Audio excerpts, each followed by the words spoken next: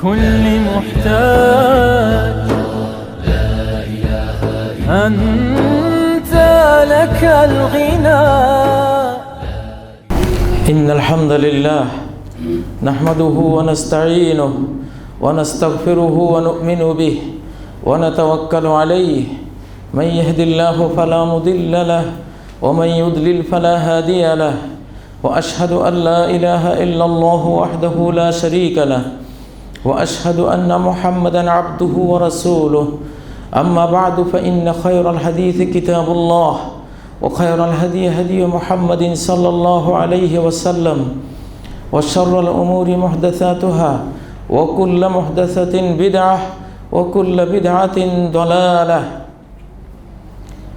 أما بعد فأعوذ بالله من الشيطان الرجيم. بسم الله الرحمن الرحيم.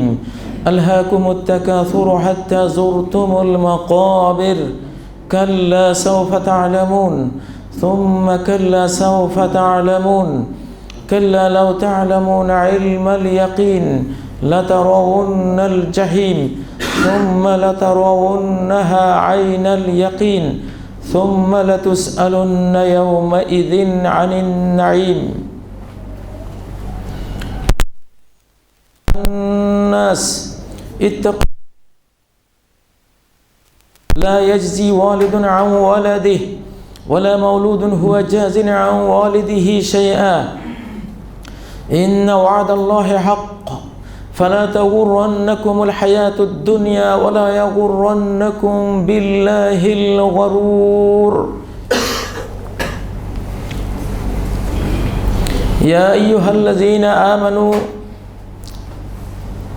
لا تلهكم أموالكم ولا أولادكم عن ذكر الله. إخوتنا في الإيمان, সমস্ত প্রশংসা নিবেদন করছি মহান আল্লাহ রাব্বুল ইজ্জতুল জালালের উদ্দেশ্যে, যিনি অত্যন্ত ক্ষণকালের জীবন দিয়ে,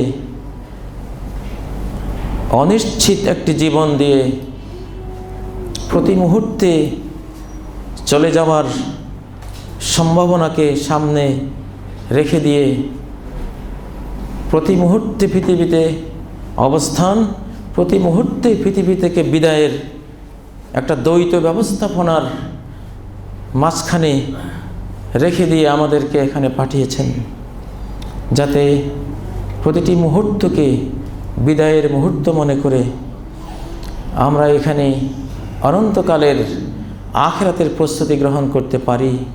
যে জীবন মিশন নিয়ে পৃথিবীতে এসেছি, সে মিশন বাস্তবায়নের জন্য এর চেয়ে সুন্দর কোনো প্রক্রিয়া মানুষের জন্য আর হতে পারে না। যে অনন্তকালের যাত্রাপথের এই গ্রহে তুমি থাকবে প্রতি সেকেন্ডে বিদায়।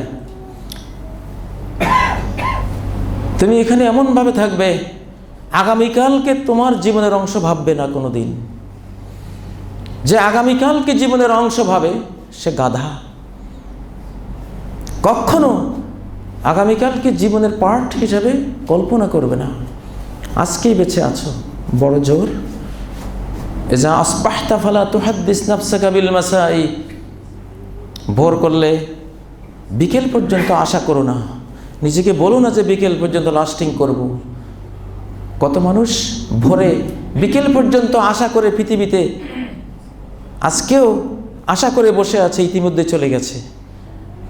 তোমারও একদিন একটা দিন আসবে, তুমি বিকেলের আশা করবা, বিকেল পর্যন্ত লাস্টিং করবে না। তো সেদিনটি যেহেতু অনির্ধারিত, অতএব প্রতিদিনেই সেদিন হতে পারে। অতএব কোনো দিন আগামীকালকে জীবনের পার্ট মনে করবে না। ওয়াল তানজুর নাফসুম মা কদ্দামাত লিগাদ। প্রত্যেকেই দেখো আগামীকালের জন্য কি করেছো। অর্থাৎ আগামীকাল জীবনের পার্ট নয়, আগামীকাল কিয়ামত, আগামীকাল তোমার মৃত্যু। তুমি আজকে এই বর্তমানে বেঁচে আছো, অতএব আগামীকালের তুমি চিন্তা নিয়ে আজকের দিনটা কাটাও। প্রিয় ভাইরা, এমন একটি স্পর্শকাতর জীবন যিনি আমাদেরকে দিয়েছেন, যাতে আমরা প্রস্তুত থাকি 24 ঘন্টা।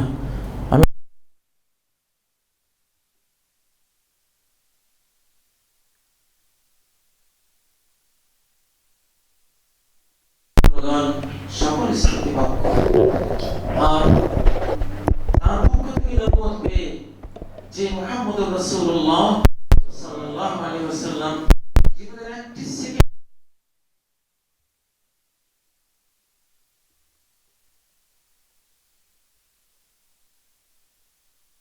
তো অকল্পনীয়, দিন রাত সপ্তাহ তো কল্পনারও অতীত যে তিনি নষ্ট করবেন, তিনি তো 31 সেকেন্ড দাইমাল ফিকরা। তার শিষ্য সাহাবায়ে কেরাম বলছেন, শামাইলে তিরমিজিতে তার এই চরিত্র উদ্ধৃত রয়েছে, দাইমাল ফিকরা, প্রতিটি ক্ষণ তার চিন্তায় কেটে যেত। আল্লাহ তাকে নির্দেশ করেছেন যে আন ইয়াকুনা সামতি ফিকরা, আল্লাহ আমাকে বলেছেন আমার নীরবতা যাতে চিন্তার জগতের বিচরণ হয়, অনুৎকি জিকরা, আমার বক্তব্য যাতে আল্লাহর জিকির হয়, অনজরি ইবরা, আমার দৃষ্টি যাতে উপদেশ গ্রহণের জন্য বিশ্বকে অধ্যয়ন হয়। ওয়ান আসলামান কাতানি, যে সম্পর্ক ছিন্ন করেছে আমি যাতে তার সাথে সম্পর্ক নির্মাণ করে দেই। ওয়াউতিয়ামান হারামানি, যে আমাকে বঞ্চিত করেছে আমি যাতে তাকে দান করি। ওয়াআফু আম্মান যালামানি, যে আমাকে জুলুম করেছে আমি যাতে তাকে ক্ষমা করে দিই। 23 বছরের মুহাম্মাদি জিন্দেগি যেটা ছিল, এটাই সারা বিশ্বের প্রতিটি মানুষের জন্য এই মাটির গ্রহে থাকার মডেল জীবন, মডেল জিন্দেগি। একটি সেকেন্ড যার লস হয়েছে, কতটা লস হয়েছে! সুবহানাল্লাহি ওয়াল হামদুলিল্লাহি তামলাআনি আও তামলাউ মা বাইনাস সামাই ওয়াল আরদ। একবার সুবহানাল্লাহ আলহামদুলিল্লাহ বললে আকাশ জমিনের মাঝখানের স্পেস তার পুরস্কার দিয়ে ভরে যাবে।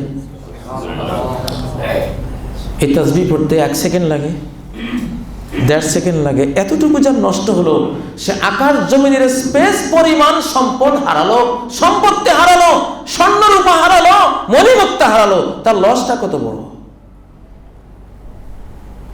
প্রিয় ভাইয়েরা, এই জন্যই আজকে পার্থিব জীবনের এই গুরুত্ব, প্রতিটি সেকেন্ডের এই মহা মূল্য, অকল্পনীয় মূল্য সামনে রেখে আজকে আমার খুতবার বিষয়বস্তু হলো সূরা আত-তাকাসুর। এই সূরাটি আজকের খুতবায় অতীত এবং বর্তমানকালের জ্ঞানের আলোকে যথাসাধ্য ব্যাখ্যা নিয়ে আসার চেষ্টা করব ইনশাআল্লাহ। আজকের খুতবার বিষয়বস্তু সূরা আত-তাকাসুর। আল্লাহ তাআলা দয়ালু হয়ে, রহমান রহিম হয়ে বিস্মৃত মানুষ, ভুল পথে চলা মানুষ, যারা পৃথিবী নামক এই কর্মক্ষেত্রে, এই খামারে এসছে কোন কাজের জন্য আর তারা করছে কি, প্রকৃত লাভ কোন ব্যবসায়ীর সাথে ব্যবসা করার মধ্যে, আর লস, প্রকৃত লস কোন কাজ করার মধ্যে, এসব কিছু বোঝা প্রতিটি মানুষের জন্য, এই পৃথিবীতে যারা জন্ম নিয়েছে সব কিছুর আগে তার জীবনটাকে স্টাডি করা তার উপরে ফরজ। কি জীবন এটা? কতদিন স্থায়ী হবে? কোত্থেকে এসেছি, কোথায় চলে যাব, কি হবে? এসব প্রশ্নের জবাব এই সূরার মধ্যে রয়েছে। আলহাকুমুত তাকাসুর, তোমাদেরকে বিস্মৃতির মধ্যে ফেলে দিয়েছে, তোমাদেরকে গাফলতের মধ্যে ফেলে দিয়েছে, তোমাদেরকে আল্লাহ বিমুখ হওয়া, পরকাল বিমুখ হওয়া, জীবন মিশন থেকে বিমুখ হয়ে যাওয়ার পরিস্থিতিতে ঠেলে দিয়েছে। ঘন্টার পর ঘন্টা একটা নাটক নিয়ে রাতের কি মহামূল্যবান সময় কাটিয়ে দিচ্ছ, বিনিয়োগ করে দিয়েছ একটা উপন্যাসের পেছনে, একটা নাটকের পেছনে, একটা গল্পের পেছনে, একটা সস্তা মূল্যহীন বিবেকহীন মানুষের গল্প গুজব দুজন মানুষের সম্পর্ক, দুজন মানুষের সম্পর্ক কি? আজকে 750 কোটি মানুষের মধ্যে 500-600 কোটি মানুষের রাত কাটে, দুজন মানুষের সম্পর্ক কি? এটা নিয়ে হাসি তামাশা করতে করতে।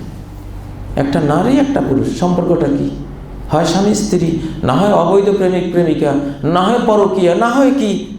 দুটো লোকের সম্পর্ক নিয়ে সারা বিশ্বের জ্ঞানী মানুষগুলো জাহান্নামের দিকে চলে যাচ্ছে। কি লাভ ওই দুজনের সম্পর্ক শুনে, দেখে, হেসে? তুমি কি দুইজন নও? তোমার কি স্ত্রী নেই? এই দুইজন তো তোমারই আছে, তোমার জীবনে আছে। ওই দুজনের সম্পর্ক নিয়ে সারা রাত কাটাবার কি আছে তোমার? কি পেলে এখানে? তুমি কি আল্লাহকে নিয়ে দুজন হতে পারো না? কুন মা আল্লাহ, তুমি আল্লাহর সাথে হতে পারো না? আল্লাহর সাথে থাকতে পারো না? যিনি অনন্ত অসীম। ইকরা ওয়া রাব্বুকাল আকরাম, তুমি পড়ো, আল্লাহ সম্পর্কে অবহিত হও। যত অবহিত হবে তিনি তার চেয়ে বড়। আল্লাহর সম্পর্কে যত জ্ঞান লাভ করবে তিনি ততই তোমার জ্ঞানের ঊর্ধ্বে ঊর্ধ্বে ঊর্ধ্বে থাকবেন, শেষ করতে পারবে না। যত বুঝবে তত তিনি তোমার বুঝের ঊর্ধ্বে। তার পরম সুন্দর নামগুলি যত স্টাডি করবে, যত অনুধাবন করবে, তত তাকে তোমার অনুধাবনের ঊর্ধ্বেই পাবে, কখনো আওতায় আনতে পারবে না। একটা নামের পিছনে গোটা জীবন যদি বিনিয়োগ করে দাও, এক আল্লাহ নামের অনুভূতির পিছনে গোটা জীবন বিনিয়োগ করে দাও, কিছুই পাবে না খুঁজে। তোমার সকল অনুভূতির তিনি ওরা সম্মা ওরা সম্মা ওরা, তোমার অনুভূতির আরো আগে, আরো উপরে, আরো ঊর্ধ্বে খুঁজে পাবে। এখানেই তো জীবন বিনিয়োগ করলে তোমার সময় সামান্য। কোন কাজে সময় বিনিয়োগ করছো? ইকরা ওয়া রাব্বুকাল আকরাম। তুমি যত পড়বা, যত স্টাডি করবা, যত বুঝবা, তার উদারতা আরো বেশি পাবে, তার দানশীলতা আরো বেশি পাবে, জ্ঞান আরো বেশি দেবে, আরো বেশি দেবে। কত নেবা, নিয়ে তো কুলাবা না তুমি। এখানে তো অনন্ত জগৎ তোমার সামনে পড়ে আছে। পিতা পাঠিয়েছেন পুত্রকে কোন বড় ইউনিভার্সিটিতে, সে বিদ্যা শিখবে, সে একজন মানুষ হবে, নৈতিকতা শিখবে, সে অঙ্ক শিখবে, সে প্রাণী বিজ্ঞান শিখবে, সে ভূতত্ত্ব বিজ্ঞান শিখবে, মহাকাশ বিজ্ঞান শিখবে। পুত্র সেখানে গিয়ে সারাদিন প্রেম প্রীতি নিয়ে ব্যস্ত, ধূমপান নিয়ে ব্যস্ত, ইয়াবা ভায়াগ্রা নায়াগ্রা নিয়ে ব্যস্ত, সস্তা গান বাজনা সারেগামা বাদানিশে নিয়ে ব্যস্ত।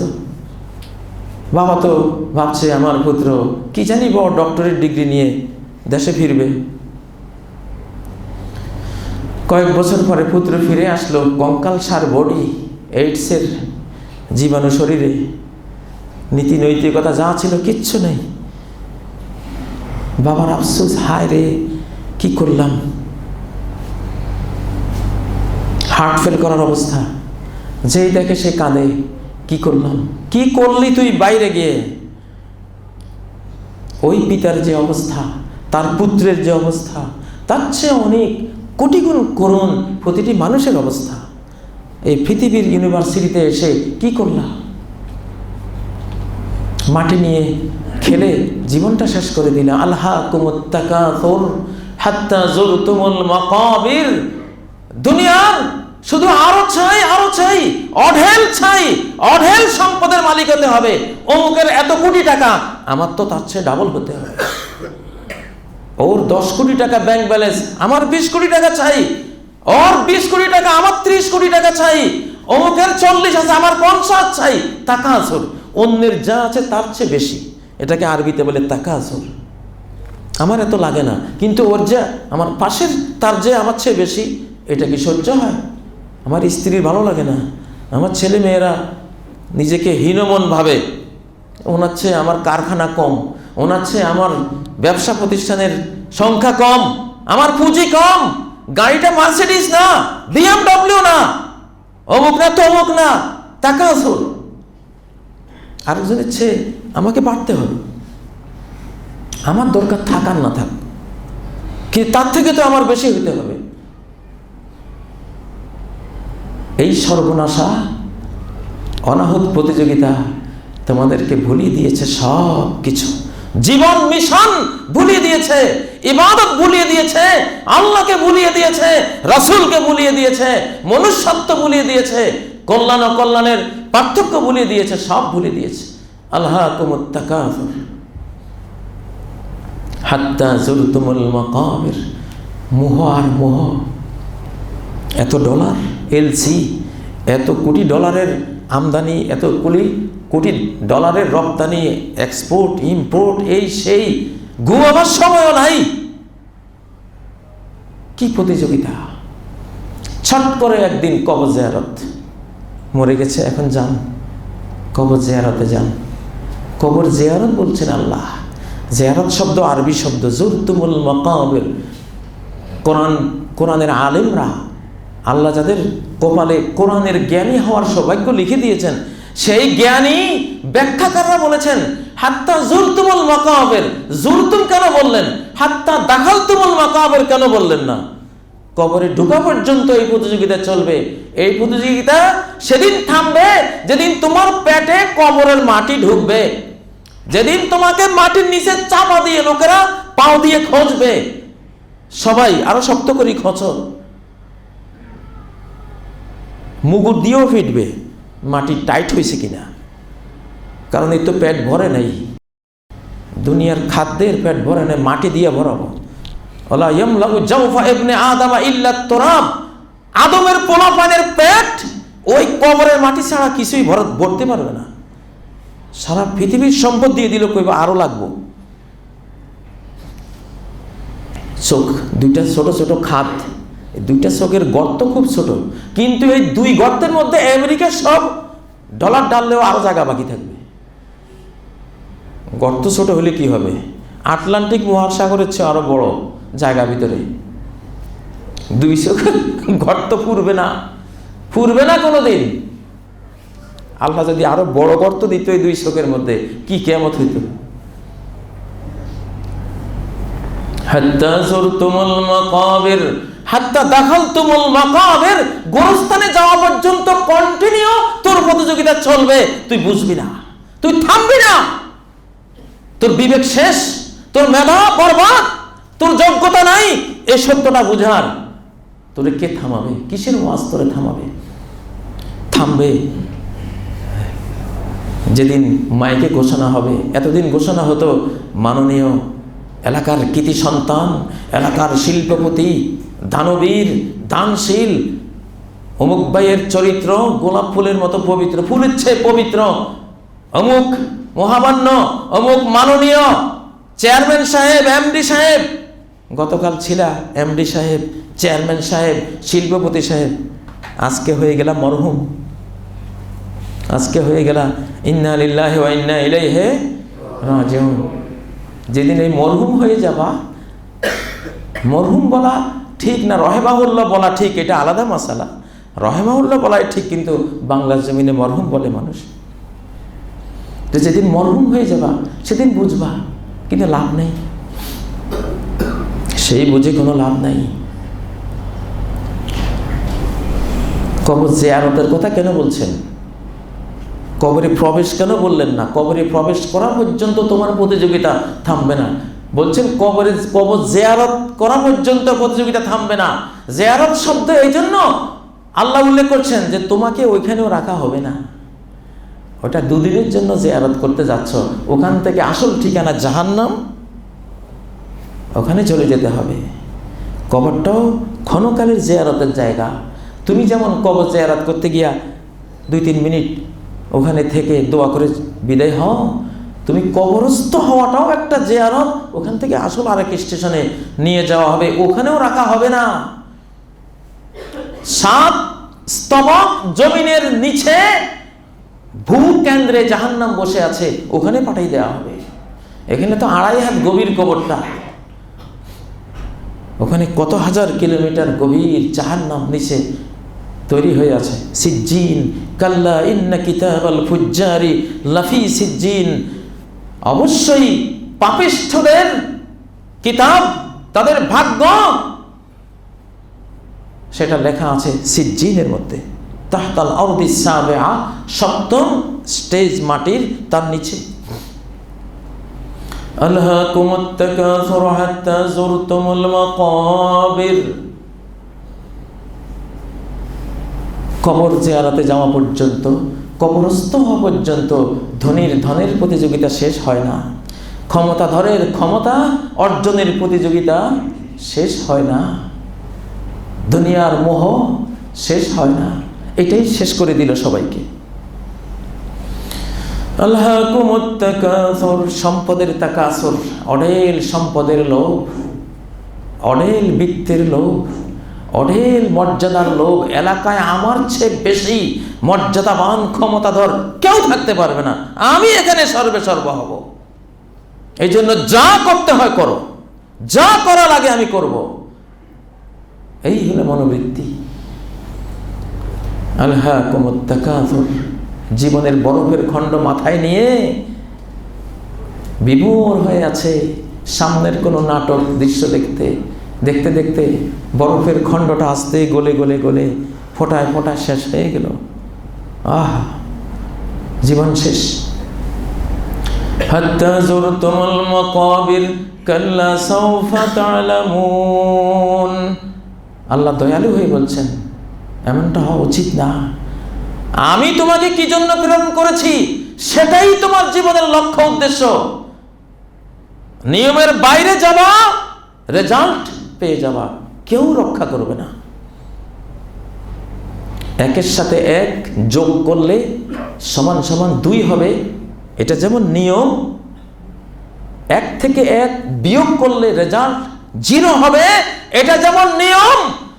তোমার জীবনেও এই জীবনের সাথে ইবাদত যুক্ত হয়ে একে একে 2 হবে, 2 জাহান লাভ করবে, এটাও সেই অঙ্কের নিয়মের মতো দুর্লঙ্ঘ নিয়ম, রেজাল্ট ভিন্ন হবেই না। আরে জীবন থেকে আখিরাতের জীবন মাইনাস করো, 1 থেকে 1 বিয়োগ করো, রেজাল্ট 0 হবে, এর ব্যতিক্রম কিছুতেই হবে না। ইসলামী শরিয়া, কোরআন সুন্নাহর প্রত্যেকটা বাক্য, বিধান, আইন, ল, ফিজিক্সের লয়ের মতো দুর্লঙ্ঘ।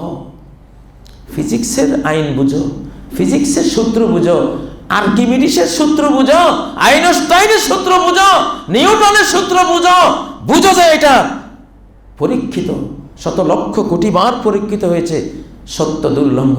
ওই আইনস্টাইনের সূত্রের চেয়ে, ওই নিউটনের সূত্রের চেয়ে, আর্কিমিডিসের সূত্রের চেয়ে, ফিজিক্সের, কেমিস্ট্রির, অ্যাস্ট্রোনমির, জিওলজির, বায়োলজির সমস্ত সূত্রের চেয়ে আরো দুর্লঙ্ঘ, আরো চিরসত্য, ইউনিভার্সাল ট্রুথ নিয়ম হলো ওই নিয়মগুলি, ওই কথাগুলি যেগুলি কোরআনের ছোট্ট ছোট্ট বাণীতে আল্লাহ বলেছে। কোনো কিছুতেই এর ব্যতিক্রম হবে না, হবে না, হবেই না। তোমার দুনিয়ার ওইসব সূত্রের চেয়ে হাজার লক্ষ কোটি গুণ বেশি বাস্তব এগুলোকে মনে করো, তাহলে বাঁচবা। এই সূত্রগুলির ভ্যালু তো তুমি দিচ্ছ না। কাল্লা সাওফা তা'লামুন, জানবা তো একদিন জানবা। আজকে জানো না, আজকে জাহেল, আজকে তুমি মূর্খ, আজকে বুঝো না, হলে কি হবে কালকে তো জানবা, কিন্তু তখন তো তোমার কোনো লাভ হবে না। এই প্রশ্নের উত্তর যে এই, পরীক্ষার হলে জানতে পারলে না, কারণ পড়ালেখা করনি, নষ্টামি বষ্টামি করে সেশন, শিক্ষা সেশন কাটিয়ে দিয়েছ। এখন পরীক্ষার হলে এটা জানলে না, জানছো হল থেকে বের হয়ে 100 মার্কের মধ্যে 2 মার্কের অ্যান্সার দিয়া 98 মার্কের অ্যান্সার সবই জানছো, সবই বুঝছো। বাড়িতে গিয়া মাথা তো ব্যথা, মাথা ধরা, চোখ দিয়ে পানি আসে, কাউকে দেখাচ্ছ না, দরজা জানালা বন্ধ করে নোটে কি কি আছে, কি লেখছো আর কি নোটে আছে, বইতে আছে, সব দেখছো, সবই জানছো, কিন্তু জানলা কখন? পরীক্ষার শেষ ঘন্টা বাজার পরে জানছো। কি লাভ? কি লাভ? ওরে মানুষ, ওরে জ্ঞানী, এক একটা মাথা 2300 কোটি ইন্টেলেকচুয়াল সেল, 2300 কোটি সেল জ্ঞানকে রিসিভ করার মতো। 500 কোটি বই ডাউনলোড করা যায় এক একটা ব্রেইনে। এত বড় ব্রেন দিয়ে কি বুঝলা? কি বুঝলা? আমার কোরআনের একটা সূরা বুঝলি তো যথেষ্ট ছিল। কি করলা তুমি এত বড় সরকারি সম্পদ পাইয়া? হিসাব দাও। আজকে হিসাব নেব, ব্রেইনের প্রত্যেকটা সেলের হিসাব দিবি। এত সেল, হার্টে যে 40,000 সেল বিশিষ্ট আরেকটা ব্রেন দিয়েছি, যেটা এতকাল জানতো না, এখন জানা হচ্ছে। এক একটা সেল ব্রেইনের 5,000 সেলের সমান। এত বড় ভেতরে স্পেস, এত গিগাবাইট, এত বড় তার জায়গা। এগুলি কি করছো? সরকারি মাল কোন কাজে লাগাইছে? হিসাব দাও। কাল্লা সাউফা তা'লামুন, জানবারে বাজি, ওরে গোলাম, ওরে বান্দা বান্দি, ওরে আব্দুল্লাহ সলিমুল্লাহ, ওরে জায়নাব আয়েশা, জানবি তো অবশ্যই। জানার বাইরে থাকবি না, না জানে থাকবি না, একদিন জানবি। কিন্তু সেই জানা দিয়ে কি হবে? মৃত্যুর সময় সব জেনে ফেলবি। যখন শেষ ঘন্টা বাজবে সব জেনে ফেলবি। ফেরাউনও জানছিল, কি লাভ হয়েছে? দুনিয়ার সব মৃত্যুগত যাত্রীরাই মৃত্যুর সময় বুঝে। ফাবাসারুকাল ইয়াউমা হাদীদ, তোমার দৃষ্টি আজকে অত্যন্ত তীক্ষ্ণ, আজকে সব দেখবা, কিন্তু সেই দেখে তো লাভ নেই। কাল্লা সাউফা তা'লামুন, আজকে জানো না, অচিরে জানবা, কিন্তু তখন লাভ হবে না, কোনো লাভ নেই। সুম্মা কাল্লা সাউফা তা'লামুন, অতঃপর আবারও বলছি, একবার তো শুধু জানবা, কানে শুনবা, ব্রেনে বুঝবা, অন্তরে বুঝবা যে ভুল হয়ে গেছে। আবার আরেকবার জানবা কিয়ামতের ময়দানে। সেই জানাটা হবে চোখে দেখে জানা, চাক্ষুষ। কিন্তু শুধু আফসোস করবা। সুম্মা কাল্লা সাউফা তা'লামুন, তারপর আবারও বলছি, অচিরে জানবা। পৃথিবীতে মানুষ এসেছে সৌভাগ্যবান হওয়ার জন্য। আল্লাহ মানুষকে সৃষ্টি করেছেন রহমত দেওয়ার জন্য। ইল্লা মান রাহিমা রাব্বুকা ওয়া লিযালিকা খালাকাহুম, সূরা হুদ 118 নম্বর আয়াতে আল্লাহ বলছেন যে তোমার রব যাকে রহমত করবে সে সঠিক ধর্মের উপরে থাকবে, আর এই রহমত করার জন্যই তিনি তাদের সৃষ্টি করেছেন, জান্নাতে দেওয়ার জন্যই সৃষ্টি করেছেন। তার রহমতের সাগরে তাকে নিমজ্জিত রাখার জন্যই তিনি সৃষ্টি করেছেন, তাকে আযাব দেওয়ার জন্য সৃষ্টি করেননি।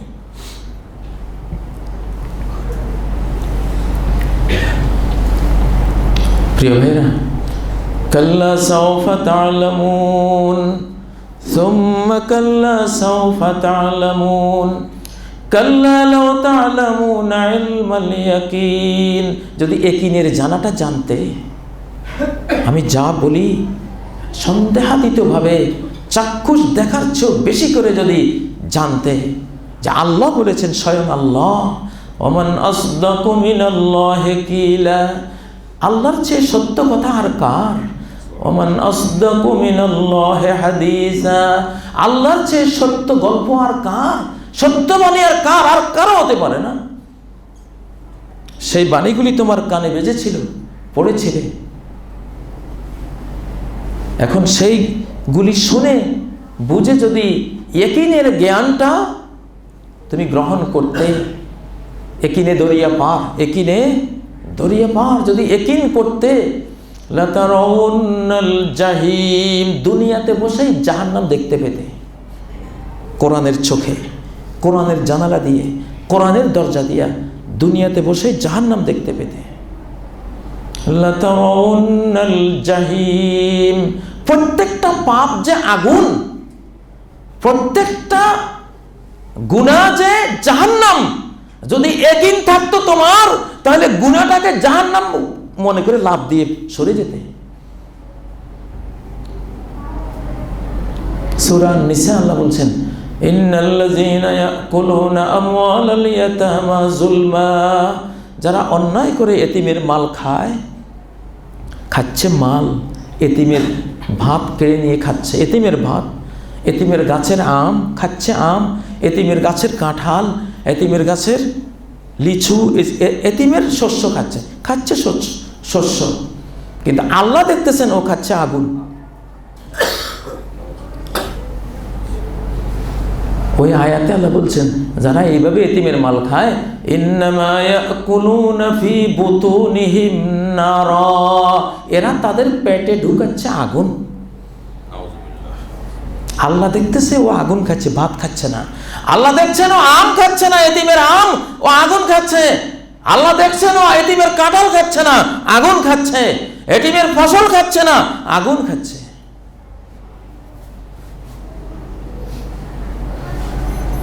কথাটা কি বোঝা যায়? একজন ডাক্তার দেখলো এই লোকের রক্তের হোয়াইট রেড সেলগুলি, লাল কণিকাগুলি প্রচণ্ড গতিতে সেল ডিভিশন হচ্ছে, কোষ বিভাজন হচ্ছে মারাত্মকভাবে। সুশৃঙ্খলিত কোষ বিভাজন যে মাত্রা, যে সংখ্যায়, যে কোয়ান্টিটিতে হওয়া উচিত, ডাক্তার দেখতে পাচ্ছেন এর রক্তের লাল কণার বিভাজন, সেল ডিভিশনটা মারাত্মক বেড়ে গেছে। ডাক্তার বলছে ও যা খেতে চায় খেতে দেন। ডাক্তার বুঝে গেছে এর পরিণতি বিশৃঙ্খল সেল ডিভিশন, ক্যান্সার। এই লোকটা আজকে হাসতেছে, মজা করে খাইতেছে, সিনেমা দেখতেছে, খুশি করতেছে, আনন্দ করতেছে, কৌতুক করতেছে, সবই করতেছে। ডাক্তার বুঝতেছে কয় মাস পরে সে কবরে। তার বিশৃঙ্খল সেল ডিভিশন তাকে ক্যান্সারের দিকে নিয়ে যাচ্ছে, কদিন পরে মারা পড়বে, 3 মাস। তা আল্লাহ তো ডাক্তার, আনা তাবিবুহুম ইযা আসাউনি, আমার বান্দারা যখন আমার নাফরমানি করে আমি ডাক্তারের ভূমিকায় আসি। এখন ডাক্তার বলছেন লাতারাউন্নাল জাহিম, যে রাস্তা ধরেছ রাস্তার শেষ প্রান্তে জাহান্নাম দেখবা। আর যদি একিন করতে আমার কথাকে, প্রত্যেকটা পাপকে দুনিয়া বসে আগুন মনে করতে, তুমি এটাই আগুন। ওই যে দেখো আল্লাহ বলতেছেন আগুন খাচ্ছে। কোরআন কিতাবের এলিমগুলি, সহি এলিমগুলি যারা লুকায়, মানুষের কাছে প্রকাশ করে না, কারণ এই আয়াত প্রকাশ করলে তার স্বার্থের হানি হবে, আয়াত গোপন করে, তাদের ব্যাপারে আল্লাহ বলছেন উলাইকা মা ইয়াকুলুনা ফি বুতুনিহিম ইল্লান নার। ওই আলেম নামে জালেম আরেকজনকে খুশি করার জন্য কোরআনের অপব্যাখ্যা করতেছে। কোরআনে আছে একটা, ওনাকে বুঝাচ্ছে আরেকটা, ওনার মন মতো যেটা হবে সেটা বুঝাচ্ছে। আল্লাহ বলেন ওটা বুঝায় কেন? তার থেকে কিছু পয়সা খাবে। ইহুদিরা করতো কি, চুরি করছে বড় লোক, তো কয় হাত কাটা লাগবে না, একটু আলকাতরা চুল কাটিয়া একটা আলকাতরা দিলে। জিনা করছে বড় লোক, একটু আলকাতরা মেখে মাথার মধ্যে গাদার পিঠে উল্টে দিকে উঠাইয়া শহরে ঘুরপাক কয়েকবার ঘুরে এলে শেষ। এটা নাকি আল্লাহর কিতাবে আছে, ইহুদিরা বলতো। আর গরিব লোকে যদি এগুলি করতো, যা ওকে পাথর মেরে মৃত্যুদণ্ড কার্যকর করো, ওর হাত কাটো।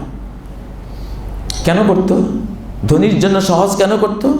তাহলে ধনী পকেট থেকে কিছু পয়সা দেবে। আল্লাহ ওদেরকে বলছেন ওই পয়সা তো পয়সা না, ওইটা আগুন। দুনিয়ার প্রত্যেকটা সিনেমা অবৈধ, আগুন। প্রত্যেকটা চরিত্র ধ্বংসকারী নাটক, নভেল, ওই তোমার জি বাংলা, তোমার কিনা স্টার জলসা, অমুক তমুক, এগুলো আগুন। কে বলতেছেন?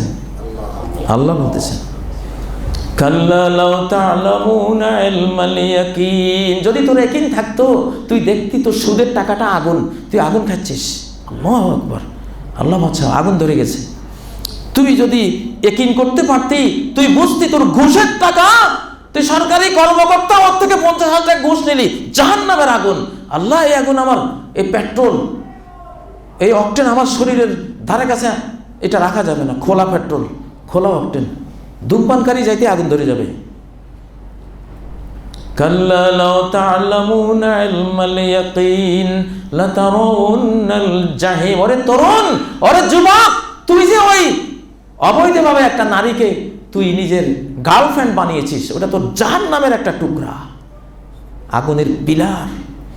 ওইটা আগুন, ওইটা একটা নিউক্লিয়ার বম, ভিতরে পারমাণবিক আগুন। আগুন, পালা পালা এটা থেকে। প্রত্যেকটা পাপকে এইভাবে হিসাব করো, যদি পাপ হয় এটা আগুন। তুই বুঝিস না কেন? তোর যে আকল নাই, তোর যে জ্ঞান নাই, তোর যে ওই চোখ নাই, ওই জন্য বুঝিস না।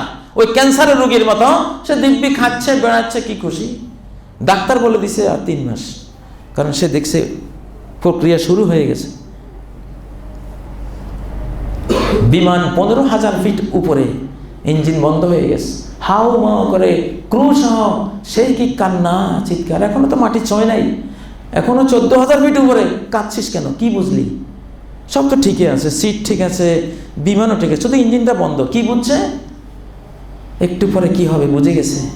কাল্লা সাউফা তা'লামুন, যদি জানে, ও যে নিশ্চিত জানছে ইঞ্জিন আর স্টার্ট নিচ্ছে না, ইঞ্জিন বিকল হয়ে গেছে। 14,000, 13,000, 12,000, 11, 10, 9, যেতে যেতে ধাম করে একটা বিস্ফোরণ হবে। সব 1 সেকেন্ড আগে দুনিয়ায়, 1 সেকেন্ড পরে আখেরাতে। ওইটা যে বুঝে গেছে, এখন সবাই কাঁদে, চোখের পানি ফেলে। বিমানবালারা ঘোমটা মুড়ে দেয়, আল্লাহ কাপড় চোপড় কোনখানে কি আছে, ঘোমটা এতক্ষণ কি ছিল আর এখন কি, এখন কি, কিসে পরিবর্তনটা করলো? এতক্ষণ কি হাসাহাসি, সিনেমা দেখতেছে, কত কিছু আনন্দ করতেছে, এখন কাঁদছো কেন? তা'লামুন, এখন এলেমটা আসছে, একটু পরে কি হবে জেনে গেছো, এই জন্য চেঞ্জ হয়ে গেছে। জানার দ্বারাই চেঞ্জ হয়, জানার দ্বারাই চেঞ্জ হয়। 7,000 ফিট পাহাড়ের উপর থেকে প্রাইভেট কারটা নেমে আসতেছে। হঠাৎ ড্রাইভার হাউমা করে কান্না শুরু করছে। যাত্রীরা বলে, কাঁদো কেন? সব তো ঠিক আছে। কেন ঠিক নাই? Brake fail. সামনে যে মোড়, যে টার্ন 200 কিলোমিটার গতিতে মারবে, ওই টার্নিংয়ে গাড়ি কন্ট্রোল করার কোনো ক্ষমতা আমার নেই। খাড়া টার্ন, 90 ডিগ্রি অ্যাঙ্গেল, 120 ডিগ্রি হলে কোনো মতে নিতে পারতাম, 90 ডিগ্রি খাড়া টান দেন, ধাম করে গিয়ে লাগবে। ও 2,000 ফিট উপর থেকে কাঁদতেছে কেন? জানছে। কাল্লা সাউফা তা'লামুন, ওরে দুনিয়ার মদমত্ত মানুষ, যদি জানতি তুই এরকম করতি না। তাহলে ইব্রাহিম আদমের মতো রাজত্ব ছেড়ে জঙ্গলে গিয়ে নামাজ পড়তি, মুহাম্মদুর রাসূলুল্লাহ সাল্লাল্লাহু আলাইহি ওয়াসাল্লামের মতো হতি। জিবরাইল বলতেছে, আপনি যদি চান উহুদ পাহাড় স্বর্ণ করে দেব, যদি চান আজআল লাকা ফাতহা মক্কা যাহাবান, মক্কার সমস্ত পাথরকে স্বর্ণে রূপান্তরিত করে দেব। নেবেন না? নেব না। কি দরকার এই বোঝা টানা? মুসাফির বোঝা যত হালকা তত আরাম, ওই বোঝা নেব না। আজু ইয়াওমান ফাসবির, একদিন ক্ষুধার্ত থাকবো, সবর করব, জান্নাত নেব। আরেকদিন খাবো, আশকুর, শুকরিয়া করব, সেই শুকরিয়া দিয়ে জান্নাত নেব। ওই হাদিসের কারণে এখন বিজ্ঞানীরা সন্দেহ করতেছে স্বর্ণ হয়ে গেছে উহুদ পাহাড়, ভিতরে স্বর্ণ আছে। প্রস্তাব যে করছে যে উহুদকে স্বর্ণ করে দেব, প্রস্তাবের কারণে সন্দেহ করতেছে ভিতরে স্বর্ণের গুদাম। আল্লাহু আ'লাম। কাল্লা সাউফা তা'লামুন সুম্মা কাল্লা সাউফা তা'লামুন কাল্লা লাউ তা'লামুনা ইলমাল ইয়াকিন। যদি ইয়াকিন থাকতো তোর, তো তুই এই জীবনকে, যেটাকে এখন সভ্যতা বলস, এটাকে তুই নরক মনে করতি, জাহান্নামের অগ্নিকুণ্ড মনে করতি, তুই পালিয়ে যেতি এটাতে। প্রত্যেকটা পাপ আগুন, প্রত্যেকটা জিনা ব্যভিচার আগুন, প্রত্যেকটা ঘুষ আগুন, প্রত্যেকটা জুলুম এক একটা আগুন, প্রত্যেকটা কুদৃষ্টি আগুন, প্রত্যেকটা হারামখুরি, প্রত্যেকটা মিথ্যা, প্রত্যেকটা অন্যায় খুন, প্রত্যেকটা অন্যায় থাপ্পড়, অন্যায় গালি, অন্যায় আচরণ, প্রত্যেকটা বেপর্দা, অশ্লীলতা, পর্নোগ্রাফি, বেহায়াপনা, প্রত্যেকটাই আগুন। আল্লাহ বলেন, আগুনটা দেখিস না কেন? তোর যে জ্ঞান নেই, ওই জন্য দেখিস না, এর ভিতরে আগুন লুকিয়ে আছে। কারণ প্রত্যেকটা ফিলিং স্টেশনে লেখা হয় নো স্মোকিং, খবরদার ধূমপান করবেন না। ধূমপান করলে কি হবে ওরা জানে। এখানে বিশাল আগুনের উৎস পড়ে আছে, কয়েক গজ দূর থেকে ধম করে ধরে যাবে। এটা আগুন, অগ্নিকুণ্ড। একটা বোম কোথাও দেখলে পুলিশ, র্যাব, চিতা, কোবরা, পাবলিক সব পালায়, কারণ আগ্নেয়াস্ত্র। এইটা যেরকম ভয় পায় মানুষে, প্রত্যেকটা পাপাচারকে ওই রকম ভয় পেতে হবে। লাতারাউন্নাল জাহিম সুম্মা লাতারাউন্নাহা আইনাল ইয়াকিন। একজন প্রাচীরের পেছন থেকে ধূম্রকুণ্ডলী দেখতে পাচ্ছে, ধোঁয়া উঠছে। সে বিল ইয়াকিন, নিশ্চিতভাবে জেনেছে যে এই ধোঁয়াটা একটা আগুন থেকে উঠতেছে, কারণ আগুন ছাড়া ধোঁয়া উঠে না।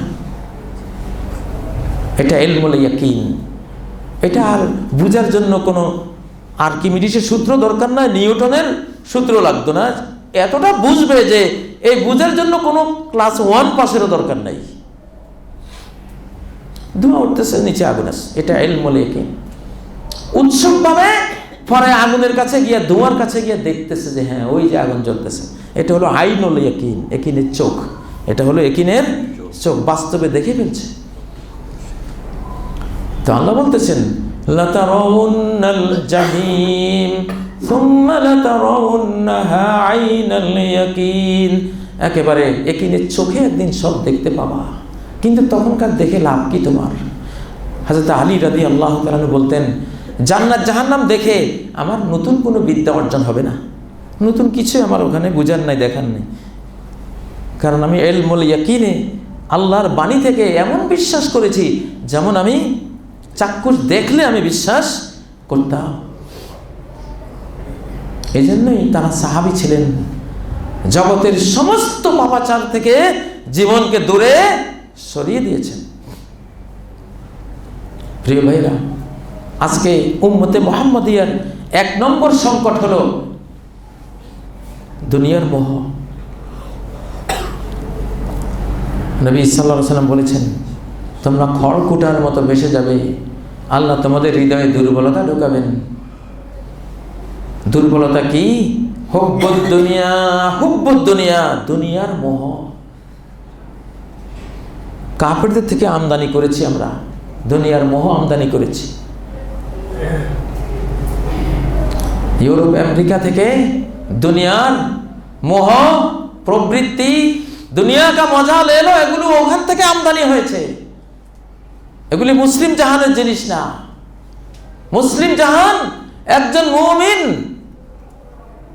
দুনিয়াতে তার সমস্ত সুখের উৎস আল্লাহ তাআলা, এক আল্লাহ সমস্ত সুখের উৎস, সমস্ত শান্তির উৎস। এটা ইনফরমেশন। মাটি গ্রহে শান্তি পেতে চাইলে কার সাথে থাকতে হবে? আলা বিযিকরিল্লাহি তাতমাইন্নুল কুলুব। একমাত্র আল্লাহর স্মরণেই মানব মন শান্তি পায়, একমাত্র। শুধু এটা একটাই জিনিস।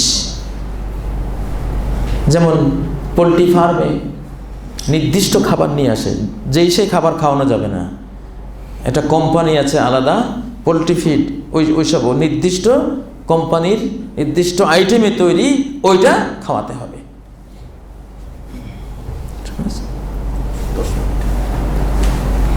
ঠিক মানব মনের খাবার এই পৃথিবীতে তৈরি হয় না। মানব মনের খাবার এই পৃথিবীতে কারো কাছে নাই। এটা আছে কার কাছে? আল্লাহর কাছে। এটা আছে কোরআনে। আলা বিযিকরিল্লাহি তাতমাইন্নুল কুলুব। অন্তরে শান্তি চাও, তাহলে আল্লাহর স্মরণে আসো। 4টা পয়েন্টে কাজ করো। সূরা আসরে যেটা আল্লাহ বুদ্ধি দিয়েছেন, জ্ঞান দিয়েছেন, ইল্লাল্লাযিনা আমানু, ঈমানের পয়েন্টে আসো। শান্তি যদি পেতে চাও, যত জ্ঞান মানুষ চর্চা করে সমস্ত জ্ঞান আমানুর অধীনে, এই পয়েন্টের অধীনে। আল্লাহকে চেনার জন্য তুমি যত জ্ঞান পৃথিবীতে আছে, উপকারী জ্ঞান, প্রত্যেকটা জ্ঞান দিয়ে আল্লাহকে পাওয়া সম্ভব। যত ইউনিভার্সিটির যত জ্ঞান, ডক্টরেট ডিগ্রি, যা কিছু সার্টিফিকেট দেওয়া হয় জ্ঞান, বুদ্ধির, বিজ্ঞানের, এগুলি আমানের অধীনে। এগুলি দিয়ে তুমি আল্লাহকে খুঁজে পাবে। জ্ঞান চর্চা করো, জ্ঞান চর্চা করো। আল্লাযী আল্লামা বিল কলম, আল্লাহ কলম দিয়ে শিখিয়েছেন, সব কিছু কলম দিয়ে শিখিয়েছেন। কলম দিয়ে পাতাকে পাতা হতে শিখিয়েছেন, কলম দিয়ে গাছকে গাছ হতে শিখিয়েছেন, কলম দিয়ে প্রাণীকে প্রাণী হতে শিখিয়েছেন, কলম দিয়ে মুরগিকে মুরগি হতে শিখিয়েছেন, কুকুরকে কুকুর হতে শিখিয়েছেন, মানুষকে মানুষ হতে শিখিয়েছেন। একটা লেবুর ছোট্ট বিচির ভিতরে 5,000 মিলিয়ন কমান্ড লেখা আছে, আল্লাহর কলমে লিখে দিয়েছে, যেটাকে জেনেটিক সায়েন্স বলে, সৃষ্টিকর্তার ভাষা, আল্লামা বিল কলম। এই একটা ছোট্ট বিচি থেকে একটা লেবু গাছ তৈরি হবে, এখানে 5,000 মিলিয়ন কমান্ড লেখা। সেই লেখা অনুপাতেই এর পাতাগুলি কি সুন্দরে একটা নির্দিষ্ট কাঠামোয় তৈরি হবে। পুরুত্ব এই, এর দৈর্ঘ্য এই, প্রস্থ এই, এর গ্রান এই, এর আশপাশের ডিজাইনটা এই, কোন ডালটা কেমন হবে, ছাল বাকলে কত বিলিয়ন সেল থাকবে, তার অবয়ব দৈর্ঘ্য প্রস্থ কেমন হবে, প্রত্যেকটা ফুল তার সার্বিক ডিজাইন কেমন হবে, বিচির ভিতরে সব লেখা। আল্লামা বিল কলম, কলম দিয়ে সব লিখে দিয়েছেন সৃষ্টিকর্তার ভাষা, জেনেটিক ভাষায়, জেনেটিক ভাষায়। ছোট্ট শিশু এইমাত্র জন্ম হয়ে মায়ের বুকে তার খাদ্য খোঁজে, কে শিখালো? তার জিনের মধ্যে লেখা, এক একটা জিনের মধ্যে 300 কোটি তথ্য লিখে দিয়েছেন আল্লাহ তাআলা। আল্লামা বিল কলম, কলম দিয়ে লিখে দিয়েছেন। এটা সৃষ্টিকর্তার কলম, কম্পিউটার একটা কলম, কিন্তু এরকম লম্বা কলম না। মোবাইলেও এখন একটা কলম লেখা যায়, কিন্তু কলমের মতো লম্বা না। কলম মানে এটা যখন যেই রূপে কলমটা পৃথিবীতে আসবে, যেইটা দিয়ে লেখা যাবে সেটাই কলম। আল্লাহর কলম কিরকম সেটা উনি জানেন, উনি লিখে দিয়েছেন। আল্লামা বিল কলম, কলম দিয়ে লিখিয়েছেন। অতএব এই পৃথিবীতে শিখতে হবে, জ্ঞান শিখতে হবে। কলম দিয়ে কোরআন লেখা, কলমের সাহায্যে জেনেটিকলি কুল মাখলুকাতের তাদের পরিণতি, তাদের খাদ্য, জীবন প্রক্রিয়া, তাদের সুখ দুঃখ, হাসি কান্না সব কিছু লেখা আল্লাহ লিখে দিয়েছেন। আমার আপনারও পরিণতি লিখে দিয়েছেন। মায়ের গর্ভে থাকতে লেখা আছে ফায়ুমারু বিআরবা'i কালিমাতিন, 4টি জিনিস লেখার নির্দেশ দেওয়া হয়। বেকাতবে আমালিহি, সে কি আমল করবে, 2 কি রিজিক খাবে, 3 কবে মারা যাবে, 4 সে জান্নাতি হবে না জাহান্নামী হবে। সব কিছু তার পরিণতি যেহেতু আগাম আল্লাহ জানেন, অগ্রিম জানেন, রেজাল্ট লেখা আছে সেখানে। সাহাবীরা প্রশ্ন করলেন, যদি লেখাই থাকে আমরা আমল করে লাভ কি? নবীজি বললেন, তোমার কাজ হলো আমল করা, তুমি আমল করো। দপ্তরের কাজ হলো ঘন্টা পিটানো। কেন ঘন্টা পিটাইতে হবে ওটা প্রিন্সিপালে জানে, তোর ওটা জানাও দরকার নাই। তুই ঘন্টা পিটাইলে তোর বেতন ঠিক থাকবে, যা। তোদের নিয়ে প্রশ্ন করো কেন? তোমার ডিউটি পালন করো, সালাত পড়ো, রোজা রাখো, হজ করো, জাকাত দাও, জান্নাত যাবে। দপ্তরি যদি নিজের ঘন্টা পিটানি বাদ দিয়ে প্রিন্সিপাল সাহেবের রুমে গিয়ে খালি উকি মারে, আর উনি কি করে না করে ওইটা হিসাব করতে যায়, চাকরি হারাবে। বান্দার কাজ হলো ঘন্টা পিটানি, প্রিন্সিপালের কাজ হলো কেন কি পিটাইতে বলছি, কোন ক্লাস কেন বলছি, এটা ওনার ব্রেনে আছে। এত বড় আল্লাহর এত বড় বিশ্ব জগৎ, এই ছোট্ট নিক্তির মতো এই পাল্লা দিয়ে, এই ব্রেন দিয়ে কি মাপবা তুমি? সেই ক্ষমতা তো নাই। এই জন্য অর্ডার ক্যারি করো, জান্নাত পাইবা, বাস। ওই সূরার শেষ আয়াতটি হলো সুম্মা লাতুসআলুন্না ইয়াওমাইযিন আনিন নাঈম, অবশ্যই সেদিন তোমাদের প্রত্যেককেই প্রশ্ন করা হবে দুর্লঙ্ঘভাবে নেয়ামত সমূহ সম্পর্কে, নেয়ামত সম্পর্কে প্রশ্ন করা হবে। ফিজিক্সের আইনের মতো আইন, কেমিস্ট্রির নিয়মের মতো নিয়ম, বায়োলজির নিয়মের মতো নিয়ম, ব্যত্যয় হবে না। অবসর টাইম, আজকে কোনো কাজ নাই, সারাদিন কোনো কাজ নাই। আরে মুমিনের আবার কাজ না থাকে কেমনে? ক্ষেত খামারে কাজ নাই, অফিস ডিউটি নাই, ব্যবসা বাণিজ্য সেন্টারে যাওয়ার আজকে দরকার নাই, সারাদিন অবসর, সারাদিন তসবিহ, সুবহানাল্লাহ, আলহামদুলিল্লাহ, লা ইলাহা ইল্লাল্লাহ, আখিরাতের কাজ, তেলাওয়াতের কাজ, স্টাডির কাজ। মুমিনের কি কোনো অবসর টাইম আছে? ইম্মা লিদ দুনিয়া ওয়া ইম্মা ফি আমালিল আখিরাহ, দুনিয়ার কোনো কাজ নাই, আখিরাতের কাজ শুরু। মুহাম্মদুর রাসূলুল্লাহ সাল্লাল্লাহু আলাইহি ওয়াসাল্লাম কোন কাজটা না করেছেন? কোন উপকারী কাজ 23 বছরের নবুয়তের জিন্দেগি করেন নাই? সবই করেছেন।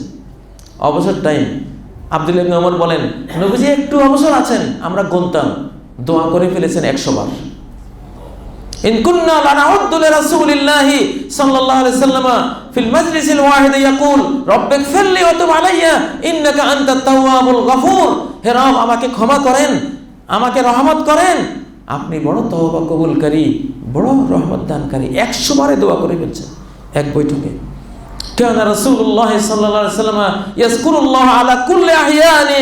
নবী সাল্লাল্লাহু আলাইহি ওয়াসাল্লাম এই মহামূল্যবান জীবনের একটি সেকেন্ডও তিনি নষ্ট করতেন না, প্রতিটি সেকেন্ডকে তিনি জিকিরের কাজে লাগাতেন, প্রতিটি সেকেন্ডকে জিকিরের কাজে লাগাতেন। 23 বছর থেকে অনন্ত অসীম কালের সামগ্রী নিতে হবে। সুম্মা লাতুসআলুন্না ইয়াওমাইযিন আনিন নাঈম। শেষ হাদিসটি বলছি, কোন বান্দার কদম কিয়ামতের ময়দান থেকে সরবে না হাত্তা ইউসআলা আন খামসিন, 5টা জিনিসের জবাব না দেওয়া পর্যন্ত। আন উমরিহি ফিমা আফনা, জীবন কোন কাজে শেষ করলা, 1 নম্বর প্রশ্ন। আন শাবাবিহি ফিমা আবলা, যৌবন কোন কাজে বার্ধক্যের পচা গলা পিরিয়ডে নিয়ে গেলা, এই যৌবনকে ক্ষয় করলা কোন কাজে, জবাব দাও।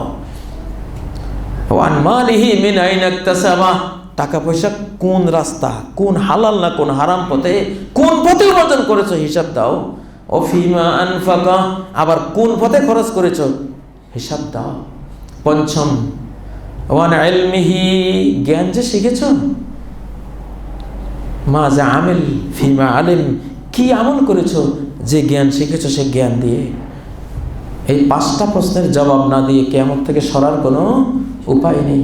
অবসর টাইম অনেক বড় নিয়ামত, অনেক বড় সৌভাগ্য যে আমার অবসর টাইম আছে। কয় যে বাংলাদেশে বেকার যুবকে ভরে গেছে। হায় হায়, মুসলমান আবার বেকার হয় কেমনি? মুসলমান যদি বেকার যুবক যদি ভাবতো আমার বেকারও সুযোগ নেই, যদি অন্য দুনিয়ার কাজ নাই, সারাক্ষণ জিকির করতো, আমেরিকা, ইউরোপ, রাশিয়া, অস্ট্রেলিয়া থেকে ডলার এনে আল্লাহ তারা খাওয়াইতো, পায়ের উপরে ফেলে দিত, খাতুই বসে বসে। বেকার যুবক, কিসের বেকার যুবক? বেকার টাইম আছে মুসলমানের হাতে, 1টা সেকেন্ডও বেকার থাকার সুযোগ আছে। দুনিয়ার কাজ নাই, আখিরাত। আলহামদুলিল্লাহ, আলহামদুলিল্লাহ, সুবহানাল্লাহ, আলহামদুলিল্লাহ, ওয়ালা ইলাহা ইল্লাল্লাহ, আল্লাহু আকবার। না খাইলে তো মরতেন না এই জিকির থাকলে। ইন্নী আবিতু ইউতইমুনি রাব্বি ওয়া ইয়াসকিনি, নবীজি বলেন, আমি যে 5-7 দিন এক নাগায় রোজা রাখি, আমার রবে খাওয়ায়। ওনা জিকিরে খাওয়া, আল্লাহ তসবিহ খাওয়া। দাজ্জাল যখন আসবে মুসলিমদেরকে কোনো খাবার দেবে না, সব খাবার কাফেরদেরকে দেবে। সাহাবীরা প্রশ্ন করলেন, আমরা কি খাবো? কয় যে তুআমুহুমুত তাসবিহ ওয়াত তাহমিদ ওয়াত তাহলিল ওয়াত তাকবীর। গোটা মুসলিম উম্মার খাবার হবে সুবহানাল্লাহ, আলহামদুলিল্লাহ, লা ইলাহা ইল্লাল্লাহ, আল্লাহু আকবার। খাবে, পেট ভরে যাবে। সেনাবাহিনীর ট্যাবলেট, সেনাবাহিনীর ক্যাপসুল একগুলি আছে, যুদ্ধের ময়দানে কোনো খাবার নাই, 7 দিন যুদ্ধ চলছে, ক্যাপসুল একটা খায়, বাস খাদ্যের কাজ শেষ। আল্লাহু আকবার। সুম্মা লাতুসআলুন্না ইয়াওমাইযিন আনিন নাঈম। আমি আবারও বলছি যে তার জীবনের আগামীকালকে তার জীবনের পার্ট মনে করে সে গাধা। আগামীকাল তোমার জীবনের পার্ট না, যেটুকু এখন আছে নগদ যা পাও হাত পেতে নাও। এই গানের এই প্রথম অংশটা জীবনকে বুঝার কাজে লাগাও, ওই যে শয়তানির কাজে না। নগদ যে সময়টুকু পাও এটাই তোমার জীবন। একটু পরে কি হবে এটা তুমি জানো না, একটু পরে হয়তো রহমতুল্লাহ আলাইহি হয়ে যাবা, ইন্না লিল্লাহি ওয়া ইন্না ইলাইহি রাজিউনের পর্বে চলে যাবা। জ্ঞানীরা এইভাবে জীবন কাটায়। আল্লাহ তাআলা আমাদের তৌফিক দান করুন। আকুলু কাওলি হাযা ওয়া আস্তাগফিরুল্লাহ লি ওয়া লাকুম ফাস্তাগফিরুহু ওয়া তুবু ইলাইহি ইন্নাহু হুয়াল গফুরুর রহিম।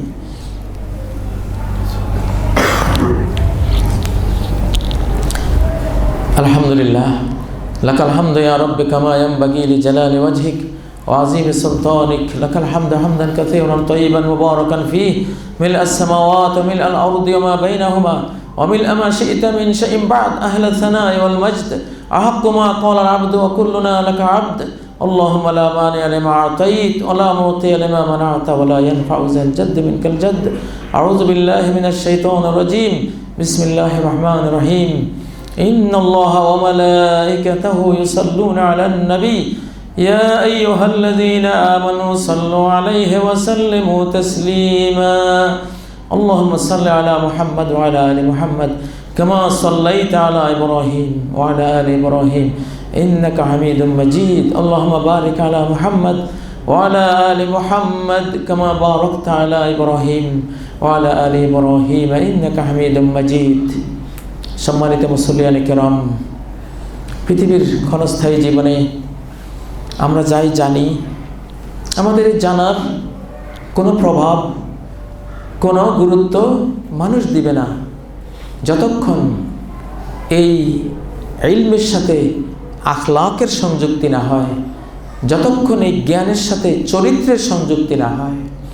জ্ঞানের সাথে যদি চরিত্রের সংযুক্তি ঘটে, সেই জ্ঞানীর জ্ঞান বিশ্ববাসী গ্রহণ করে, সেই জ্ঞানী পিতার জ্ঞান সন্তানরা গ্রহণ করে, যে পিতার জ্ঞানের সাথে চরিত্রের সংযুক্তি আছে। এই জন্যই নবী মুহাম্মদ সাল্লাল্লাহু আলাইহি সাল্লামকে মানব জাতির রাসূল রূপে প্রেরণ করার যে সার্টিফিকেটটি আল্লাহ দিয়েছিলেন, সেটা ছিল ওয়া ইন্নাকা লাআলা খুলুকিন আযীম। তুমি শুধু জ্ঞানী নও, তোমার এই জ্ঞানের সাথে এক মহান চরিত্রের সংযোগ আছে। প্রত্যেক স্বামী সে তার স্ত্রীর কাছে একজন আদর্শ স্বামী তখনই হবে যখন তার জ্ঞানের সাথে তার চরিত্রের সংযুক্তি সে ঘটাতে পারবে। প্রত্যেক প্রিন্সিপাল তার স্টুডেন্টদের সামনে তখনই তিনি অনুসরণী হতে পারবেন যখন তার জ্ঞানের সাথে তার চরিত্রের সংযোগটা ঘটবে। প্রত্যেক সমাজে আপনি যেখানে বাস করেন, সমাজের 10 জনের কাছে আপনি তখনই অনুসরণীয়, সমাজের একটা বাতি, সবার দোয়া পাওয়ার একজন ব্যক্তিত্বে তখনই পরিণত হবেন যখন আপনার জ্ঞানের সাথে আপনার চরিত্রের সংযোগ আপনি ঘটাতে পারবেন। তাহলে সবাই আপনাকে দোয়া করবে, মানবে। আজকে মুসলিম বিশ্বের, বিশেষ করে বাংলাদেশের সবচেয়ে বড় সমস্যা হলো ইলমের সাথে আখলাকের যোগ নাই। সে আলেম বলেন, ইমাম বলেন, খতিব বলেন, ওয়াইজ বলেন, ইলমের সাথে আখলাকের যোগ নাই। বলে একটা চরিত্র, আর একটা প্রিন্সিপাল সাহেব বলে একটা চরিত্র, আর একটা জাতীয় নেতা, এলাকার নেতা, চেয়ারম্যান, মেম্বার হোক, সে বলে একটা চরিত্র আর একটা। এই জন্য দুনিয়াটা অশান্তির আগুনে জ্বলছে। এই জন্য নবী মুহাম্মদ সাল্লাল্লাহু আলাইহি সাল্লামকে মানব জাতির নেতৃত্ব দেওয়ার যে যোগ্যতা আল্লাহ ঘোষণা করেছেন, তুমি যোগ্য হয়েছে এই জন্যই যে তোমার ইলমের সাথে আখলাক রয়েছে, তোমার জ্ঞানের সাথে তোমার চরিত্র রয়েছে, তোমার জ্ঞানের সাথে তোমার মনুষ্যত্ব রয়েছে। এই জন্য তুমি পারফেক্ট অনুসরণীয় আদর্শ হতে পেরেছ। আসুন আমরা সবাই যে যখন যা শিখতে পারি, জ্ঞান পাই, এটাকে চরিত্রের সাথে যাতে আমরা সংযুক্ত ঘটিয়ে দুনিয়া আখিরাতের সাফল্য নিতে পারি, আল্লাহ তৌফিক দান করুন। আল্লাহ আমাদের সবাইকে মাফ করে দেন। আল্লাহ এই মসজিদের সব মুসল্লিয়ানে কেরামকে মাফ করে দেন। আল্লাহ সকল মুমিন মুমিনা, মুসলিম মুসলিমাকে মাফ করে দেন। তাদের জীবনকে আল্লাহ তাআলা আপনার সন্তুষ্টির আদলে জিকিরে ফিকিরে, তাদের নীরবতাগুলো যাতে ফিকির হয়, তাদের বক্তব্যগুলি যাতে জিকির হয়, তাদের দৃষ্টিগুলি যাতে শিক্ষা গ্রহণের দৃষ্টি হয়, সে তৌফিক দান করেন। আল্লাহ মুসলিম জাহানকে দুনিয়া আখিরাতের জ্ঞান দিয়ে আলোক উজ্জ্বল করে দেন। আল্লাহ আমাদের মা বাবাকে ক্ষমা করেন, মুরব্বিয়ানে কেরামকে ক্ষমা করেন, ছোট বড় সকল মুমিন মুমিনাকে ক্ষমা করেন। আল্লাহ আমাদের সরকারকে সৎ কাজ করার তৌফিক দান করেন, আমাদের জনগণকে সৎ কাজ করার তৌফিক দান করেন। ইসলামের মাধ্যমে বিশ্ব শান্তি যাতে প্রতিষ্ঠিত হয়, আগামী দিনগুলিতে সারা বিশ্বের মানুষগুলিকে ইসলামের দিকে ত্বরান্বিত করেন আল্লাহ। আউযু বিল্লাহি মিনাশ শাইতানির রাজীম। বিসমিল্লাহির রহমানির রহিম। ইন্নাল্লাহা ইয়া'মুরু বিল আদলি ওয়াল ইহসানি ওয়া ইতা'i যিল কুরবা ওয়া ইয়ানহা 'আনিল ফাহশা'i ওয়াল মুনকারি ওয়াল বাগই ইয়া'iযুকুম লা'আল্লাকুম তাযাক্কারুন। ওয়াজকুরুল্লাহা ইয়াযকুরুকুম ওয়াদউহু ইয়াস্তাজিব লাকুম ওয়া লাযিকরুল্লাহি আকবার ওয়াল্লাহু ইয়া'লামু মা তাসনাউন। সবগুলো সোজা করুন, কাঁধে কাঁধে।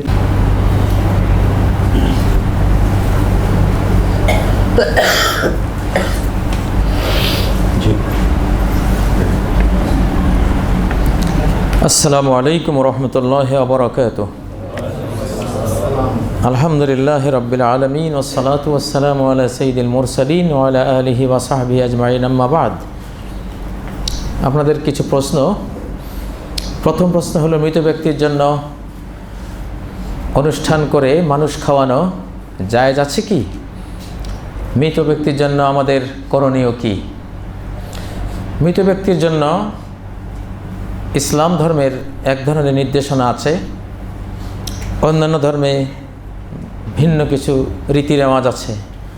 মৃত ব্যক্তির জন্য হিন্দু ধর্মে তারা শ্রাদ্ধ করে 40তম দিনে, তারা বহু মানুষকে আপ্যায়ন করে, জিয়াফত করে, এটাকে তারা শ্রাদ্ধ বলে। নবী সাল্লাল্লাহু আলাইহি সাল্লামের যুগে, তার আগে ওই দেশের মুশরিকরা তারা নিয়াহাত অনুষ্ঠান করত, 1 মাসব্যাপী অনুষ্ঠান চলতো।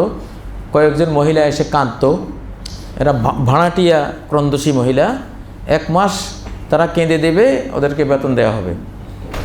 এবং মাস শেষে বড় খাবারের আয়োজন করে, জিয়াফত আয়োজন করে অনেক মানুষকে খাওয়ানো হবে। এটা হলো অন্য ধর্মের অনুষ্ঠান। ইসলাম ধর্মে এটা কুফরি বলা হয়েছে। ইসলাম ধর্মে মৃত ব্যক্তির জন্য কোনো অনুষ্ঠান করা, 3 দিন 4 দিন 27 দিন 40তম দিন, যেই কোনো দিনে শত শত মানুষকে জিয়াফতের জন্য দাওয়াত দিয়ে নিয়ে এসে সেখানে খাওয়ানো, এই অনুষ্ঠানকে নিয়াহাত অনুষ্ঠান বলা হয়েছে সহিহ মুসলিম, সহিহ বুখারীর হাদিসে, এবং এটাকে কুফরি কাজ বলা হয়েছে। সহিহ বুখারীর হাদিসে বলা হয়েছে যে আল মাইয়িতু ইউআযাবু বিমা নিহা আলাইহি, মৃত ব্যক্তিকে আযাব দেওয়া হবে যদি মৃত ব্যক্তির জন্য এই শ্রাদ্ধ অনুষ্ঠান করা হয়, নিহাত অনুষ্ঠান করা হয়, 40 27 3 দিন 4 দিন, যেই কোনো দিন মৃত ব্যক্তির জন্য যদি এইভাবে কোনো জিয়াফত অনুষ্ঠান করা হয়, তাহলে জিয়াফত থেকে তার ইসালে সওয়াব হবে না, তার ইসালে আযাব হবে। ইসালে আযাব হবে, ইউআযাব। সহিহ বুখারীর জানাজা পর্বে সহিহ হাদিস, নবীজি বলছেন তাকে আযাব দেওয়া হবে। তাহলে আমাদের দেশে অনেকে মৃত ব্যক্তির জন্য খাওয়ান, 2-4টা গরু জবাই করে, মা মারা গেছেন, বাবা মারা গেছেন, ঘটা করে তাদের জন্য শত শত মানুষকে খাওয়ান। এটা নিয়ে অনেক সুনাম ছড়িয়ে পড়ে, অমুকের কত বড় সৌভাগ্য, তার সন্তানরা তার জন্য 4টা গরু জবাই করে এত লাখ টাকা খরচ করে খাইয়েছে। তার মানে মা বাবার এতদিন আযাব ছিল না, হয়তো কবরে হয়তো শান্তিতে ছিলেন। এখন মূর্খ ছেলেটায় করলো কি, মা বাবার আযাবের ব্যবস্থা করলেন। কয়েক লক্ষ টাকা খরচ করে শান্তি প্রাপ্ত মা বাবাকে কবরে আযাব দেওয়ার ব্যবস্থা করে দিলেন। ইউআযাবু বিমা নিহা আলাইহি। আমরা যদি জানতাম যে মৃত ব্যক্তির জন্য খাওয়ালে তার গোর আযাব, কবর আযাব শুরু হয়, জীবনে আমরা এটা করতাম না। কিন্তু যেহেতু জানে না, তারা মনে করে যে এতে মুক্তি আসবে। মোটেও মুক্তি আসবে না, আপনি যাই করেন না কেন। নবীজি বলছেন আল মাইয়িতু ইউআযাবু বিমা নিহা আলাইহি, মৃত ব্যক্তির জন্য নিয়াহাত অনুষ্ঠান যদি করা হয়, শ্রাদ্ধ অনুষ্ঠান করা হয়, জিয়াফত করা হয়, তাকে আযাব দেওয়া হবে, সাফ কথা। যদি সে নিষেধ করে গিয়ে থাকে, মাইয়িত যদি জীবদ্দশায় থাকতে নিষেধ করে গিয়ে থাকে, বাবারে আমার জন্য কোনো 40 27 বা কোনো জিয়াফত অনুষ্ঠান করবে না, শুধু কেবল তাহলে সে আযাব থেকে বাঁচতে পারে।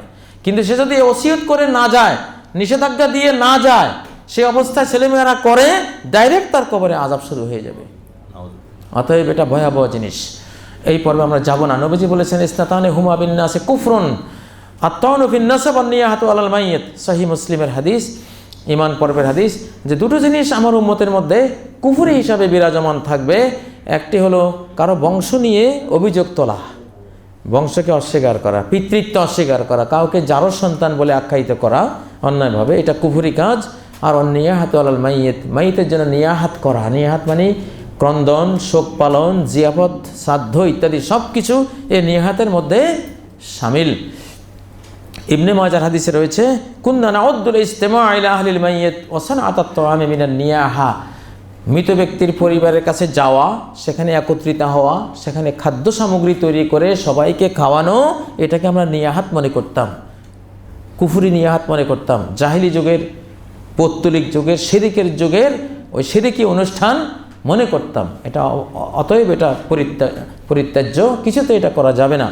প্রশ্নের দ্বিতীয় পার্ট ছিল মৃত ব্যক্তির জন্য আমাদের করণীয় কি।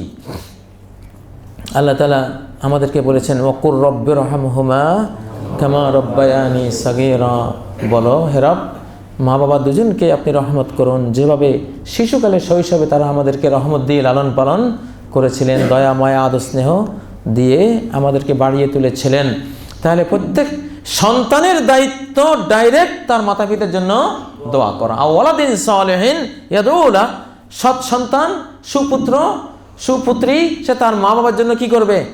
দোয়া করবে।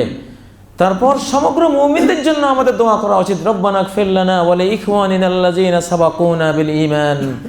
হে আল্লাহ, আমাদের আগে যারা ঈমান নিয়ে চলে গেছে পৃথিবী থেকে, আমাদেরকেও মাফ করেন, তাদের সকলকে আপনি মাফ করে দিন।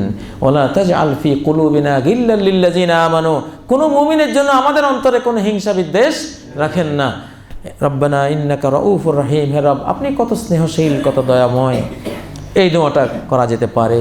ইব্রাহিম আলাইহিস সালামের দোয়া সূরা ইব্রাহিমে রয়েছে, রব্বানা ইগফিরলি ওয়া লিওয়ালিদাইয়া ওয়া লিল মুমিনিনা ইয়াওমা ইয়াকুমুল হিসাব। হে আমাদের রব, আমাকে মাফ করে দেন, আমার মাতা পিতাকে মাফ করে দেন, সকল মুমিনকে, সকল ইমানদার বান্দাবান্দিকে মাফ করে দেন যেদিন হিসাব নিকাশ প্রতিষ্ঠিত হবে। কত সুন্দর দোয়া। নূহ আলাইহিস সালামের দোয়ার মধ্যে রয়েছে, রব্বিগফিরলি ওয়া লিওয়ালিদাইয়া ওয়া লিমান দাখালা বাইতিয়া মুমিনান ওয়া লিল মুমিনিনা ওয়াল মুমিনাত। হে রব, আমাকে মাফ করেন, আমার মাতা পিতাকে মাফ করেন, আমার ঘরে ঈমান নিয়ে যারা প্রবেশ করবে তাদেরকে মাফ করেন, জগতের সর্বকালের সকল মুমিন মুমিনা পুরুষ নারীকে মাফ করেন। কত সুন্দর দোয়া, এগুলি তো করণীয়। তারপর হাদিসের মধ্যে মৃত ব্যক্তির জন্য করণীয় হিসাবে এক হাদিসে 60টি বিষয়, আর এক হাদিসে 5টি বিষয় রয়েছে। একটি হাদিসে রয়েছে যে ইন্না মিম্মা ইয়ালহাকুল মুমিন মিন হাসানাতিহি ও আমালিহি বাদা মামাতিহি, মুমিনের মৃত্যুর পরে যেসব পুণ্য তার আমলনামায় যোগ হবে, সে আমলগুলির মধ্যে একটি হলো মুসহাফান ওয়ারাসাহু, কোরআনে কারীম যদি সে কাউকে ওয়ারিশ বানিয়ে গিয়ে থাকে, বা তার পক্ষ থেকে যদি কেউ কোরআনে কারীম দিয়ে থাকে, যেভাবে হোক তার পক্ষ থেকে দেওয়া হয়েছে বা সে নিজে দিয়ে গেছে, এটা তার আমলনামায় সওয়াব বর্ষণ করতে থাকবে। দ্বিতীয়, মসজিদান বানাহো, এটি মসজিদ যদি সে বানায় বা তার পক্ষ থেকে কেউ যদি বানায়, সে সওয়াব পেতে থাকবে। ওয়ালাদান সালেহান ইয়াদউ লাহু, সুসন্তান সে রেখে গেছে বা তার কোনো সন্তানকে তালিম তারবিয়ত দিয়ে আলেম বানিয়ে কেউ সৎ বানিয়ে দিয়েছে, সে দোয়া করছে, এটা সে পেয়ে যাবে। তারপর নাহরা নাজরাহু, কোনো একটা নদী নাব্যতা হারিয়েছে, খাল বিল অচল হয়ে আছে, এটাকে সংস্কার করে দিল, পানির প্রবাহ চলল, আশপাশের মানুষ উপকৃত হলো, ওই মৃত ব্যক্তি তা থেকে উপকৃত হবে। বিরান হাফারাহা, নলকূপ সে খনন করলো বা তার পক্ষ থেকে কেউ খনন করে তার জন্য সদকায়ে জারি হিসেবে দিয়ে দিল, সেটা সওয়াব পেয়ে যাবে। বাইতান লিবনিস সাবিলে বানাহু, পথিকের জন্য কোনো একটা রেস্ট হাউস, পান্থশালা নির্মাণ করে দিল।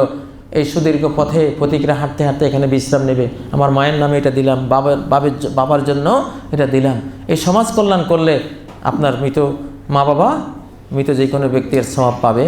সর্বশেষ সাদাকাতন তাসাদ্দাকা বিহা, যে কোনো সাদাকায়ে জারিয়া মা বাবার নামে, মৃত ব্যক্তির নামে আপনি দিলে, একটা মসজিদ করে দিলেন, একটা মাদ্রাসা করে দিলেন, মক্তব করে দিলেন, এতিমখানা করে দিলেন, গাছ লাগিয়ে দিলেন, কালভার্ট করে দিলেন, যাই করেন না কেন, এটা সে করলেও সে পাবে, আপনি তার পক্ষ থেকে করলেও সে এর সওয়াব পেয়ে যাবে। এই 7টা পয়েন্ট। আরেক আবু দাউদের হাদিসে আরও 5টি পয়েন্ট আছে। এক সাহাবী প্রশ্ন করলেন, ইয়া রাসূলুল্লাহ, হাল বাকিয়া মিন বিররি আবাওয়াইয়া শাই, আমার মা বাবার জন্য কোনো নেক কাজ করার কি আমার বাকি আছে মৃত্যুর পরে? নবীজি বললেন 5টা পয়েন্ট। আসসালাতু আলাইহিমা, তোমার দায়িত্ব হলো মা বাবার জন্য দোয়া করতে থাকো, যেই কোনো দোয়া। 2, ওয়াল ইস্তিগফারু লাহুমা, বিশেষ করে তাদের জন্য ক্ষমার দোয়াটা করবে, আল্লাহ মা বাবাকে মাফ করে দেন, মা বাবাকে ক্ষমা করে দেন, ক্ষমার দোয়াটা করবা। 3, ইনফাজ আহদিহিমা মিন বাদিহিমা, তারা যদি কোথাও কিছু দান করবে বলে ওয়াদা করে গিয়ে থাকে কিন্তু বাস্তবায়ন করতে পারে নাই, সেটা বাস্তবায়ন করে দিলে তারা সওয়াব পেয়ে যাবে। 4, ওয়াসিলাতুর রাহিমিল্লাতি লা তুসালু ইল্লা বিহিমা, ওই আত্মীয়দের সেবা করা, খেদমত করা, সহযোগিতা করা যে আত্মীয়রা মা বাবার দিক থেকে তোমার আপনজন হয়েছে, অর্থাৎ মাতৃকুল পিতৃকুল, পিতৃকুলের চাচা জ্যাঠা ইত্যাদি সবাই, মাতৃকুলের নানা নানি মামা ইত্যাদি ইত্যাদি, এরা এই 2 কুলের মানে মা বাবার কারণে যারা তোমার আত্মীয় স্বজন হয়েছে তাদের সেবা দিলে তারা এর সওয়াব পেয়ে যাবে। সুবহানাল্লাহ, কত সুন্দর কথা। 5, ইকরামু সাদিকিহিমা, বাবার বন্ধুকে সেবা দাও, বাবা সওয়াব পাবে। মায়ের বান্ধবীকে সেবা দাও, হাদিয়া দাও, কাপড় চোপড় দাও, টাকা পয়সা দাও, এর সওয়াব তারা পেয়ে যাবে। সুবহানাল্লাহ, কয়টি পয়েন্ট? 12টি পয়েন্ট। দুঃখজনক হলো আমাদের সমাজে সমস্ত এইসব পয়েন্ট বাদ দিয়া খালি কেবল যেটা পৌত্তলিকদের, যেটা বিধর্মীদের, সেই জিনিসটা আমাদের সমাজে শয়তান ঢুকিয়ে দিয়েছে মৃতদেরকে বঞ্চিত করার জন্য, আযাবের ব্যবস্থা করার জন্য। আল্লাহ তাআলা এই আযাব থেকে আমাদের মৃতদেরকে হেফাজত করুন। তারপরে প্রশ্ন, তৃতীয় প্রশ্ন আজকের, যার উপর হজ ফরজ তিনি নিজের হজ না করে বদলি হজ করতে পারবেন কি? না, সহি কথা হলো এটা পারবেন না। এক ব্যক্তি হজের সময় সে লাব্বাইক দিল, লাব্বাইক আন শুবরুমা, শুবরুমার পক্ষ থেকে লাব্বাইক। তো নবীজি বললেন, হাল হাজাস্তা নফসিক, তুমি নিজের হজটা কি আগে করেছো? সে বলল যে না ইয়া রাসূলুল্লাহ, আমি তো নিজের হজ করিনি। তখন নবীজি বললেন, হুজ্জান নফসিক সুম্মা হুজ্জান শুবরুমা, আগে নিজের হজটা করো, তারপর শুবরুমার হজ করো, আরেকজনের হজ করো। এটাই হলো সবচেয়ে স্ট্রং দলিলে প্রমাণে যে আগে নিজের হজ করতে হবে, তারপরে অন্যের হজ, বদলি হজ করা যাবে। বদলি ওমরা করার বিধান আছে কি? হ্যাঁ, ওমরাও করতে পারে। এই ক্ষেত্রেও আগে নিজেরটা, পরে অন্যেরটা। হজ ওমরা একই বিধানে এটা স্বীকৃত। আরাকানের নির্যাতিত মুসলমানদের জন্য আমাদের করণীয় কি? আসলে এটা তো রাষ্ট্রীয় প্রশ্ন, এটা তো রাষ্ট্রীয় জুলুম ওখানে হচ্ছে। এখন মুসলিম রাষ্ট্রদের উচিত, রাষ্ট্রপতিদের উচিত তারা যাতে ওই রাষ্ট্রকে এই জুলুম থেকে নিবৃত্ত রাখে। আর মুসলিম জনগণ তাদের সরকারের কাছে আর্জি জানাবে যে সরকার যাতে ওই জনগণ, কারণ গোটা মুসলিম জাহানের আমরা সবাই এক উম্মা, এক উম্মা। আমরা তো ব্যক্তিগতভাবে আমরা ব্যক্তিগতভাবে নিজে ইচ্ছা করলে কিছু করতে পারবো না, যেহেতু এটা রাষ্ট্রীয় বিষয়, তাই না? এটা আমাদের রাষ্ট্র সরকারের দায়িত্ব। তারা এটা জাতিসংঘের মাধ্যমে হোক, ওআইসির মাধ্যমে হোক, মুসলিম কমিউনিটিগুলির মাধ্যমে হোক, তারা সেটা আন্তর্জাতিকভাবে তারা চেষ্টা করবে। তো আমাদের জন্য যেটা আমরা করতে পারি, প্রচণ্ড ঘৃণা আমরা করতে পারি এই জালিমদেরকে, অভিশাপ দিতে পারি। এক একটা বদদোয়ায় এক একটা জাতি বিনাশ হয়ে গেছে অতীতে। এক নূহ আলাইহিস সালামের এক বদদোয়া জাতি শেষ, ঠিক না? এক একটা অভিশাপে কিন্তু বিশাল কাজ হয়। তো আমরা তাদের জন্য দোয়া করতে পারি, জালিমদের বিরুদ্ধে অভিশাপ দিতে পারি। সরকার যদি কোনো উদ্যোগ নেয়, তাদের সহযোগিতা, সেই ফান্ডে আমরা অর্থ দিতে পারি। তো এগুলি অবশ্যই সরকারিভাবে করতে হবে, রাষ্ট্রীয়ভাবে করতে হবে। রাষ্ট্র সরকার যেভাবে ভালো মনে করবেন সেভাবে করবেন। আল্লাহ তাআলা তৌফিক দান করুন। তবে যেই মুসলিম ওই মুসলিমদের নির্যাতনে ব্যথা পায় না, তার অন্তর জ্বলে ওঠে না, কেঁদে ওঠে না, তার ভেতরে দুঃখ তৈরি হয় না, তার ঈমান নাই, তার ঈমান নাই। কারণ নবীজি বলেছেন সহিহ বুখারী হাদিস, মাসালুল মুমিনিনা ফি তাওয়াদ্দিহিম ওয়া তারাহুমিহিম ওয়া তাআতুফিহিম কামাসালিল জাসাদিল ওয়াহিদ। সারা বিশ্বের মুসলিমদের উপমা হলো একটা বডি, একটা দেহ। এতটা সুসংবদ্ধ এই জাতি, একটা বডি, একটা দেহ। এদের কোনো একজন যদি কষ্ট পায়, গোটা মুসলিম উম্মাহর জন্য কষ্ট পেতে হবে যদি তাদের ঈমান থাকে।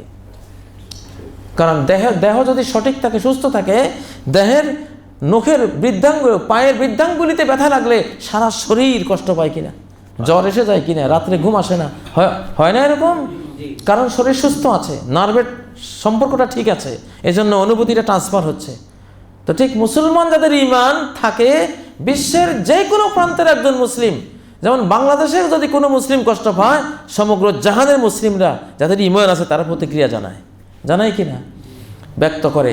ঠিক বাংলাদেশের মুসলিমরাও যাদের ঈমান আছে, বিশ্বের যে কোনো প্রান্তের মুসলিম কষ্ট পেলে ভিতরে একটা ব্যথা আসতেই হবে। যার ব্যথাও নাই, কিছু করতে পারলো না, ব্যথাও নাই, অনুভূতি নেই, বুঝতে হবে তার কি নেই, তার ঈমানই নেই। মান লাম ইয়াহতাম্মা বিআমরিল মুসলিমিন ফালাইসা মিনহুম। নবী সাল্লাল্লাহু আলাইহি ওয়াসাল্লাম বলছেন, মুসলিমদের বিষয়ে যার কোনো ইহতিমাম নাই, ভিতরে কোনো গুরুত্ব নাই, অনুভূতি নেই, সে তাদের অংশই না।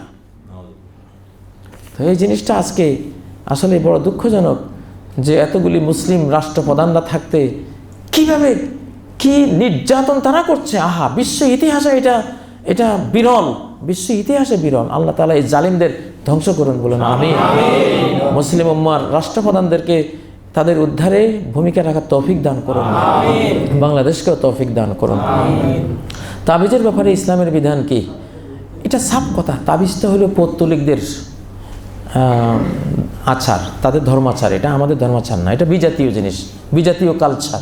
অমুসলিমদের কালচার হলো তাবিজ, তুমার, কবজ, তারপরে পিতলের এইটা সেইটা কত কিছু আপনার এই যে গলায় দেয়, হাতে দেয়, এগুলি। হ্যাঁ, সাফ কথা হলো তাবিজ সংস্কৃতিটাই হলো অমুসলিমদের, বিজাতীয়, শিরিককারীদের।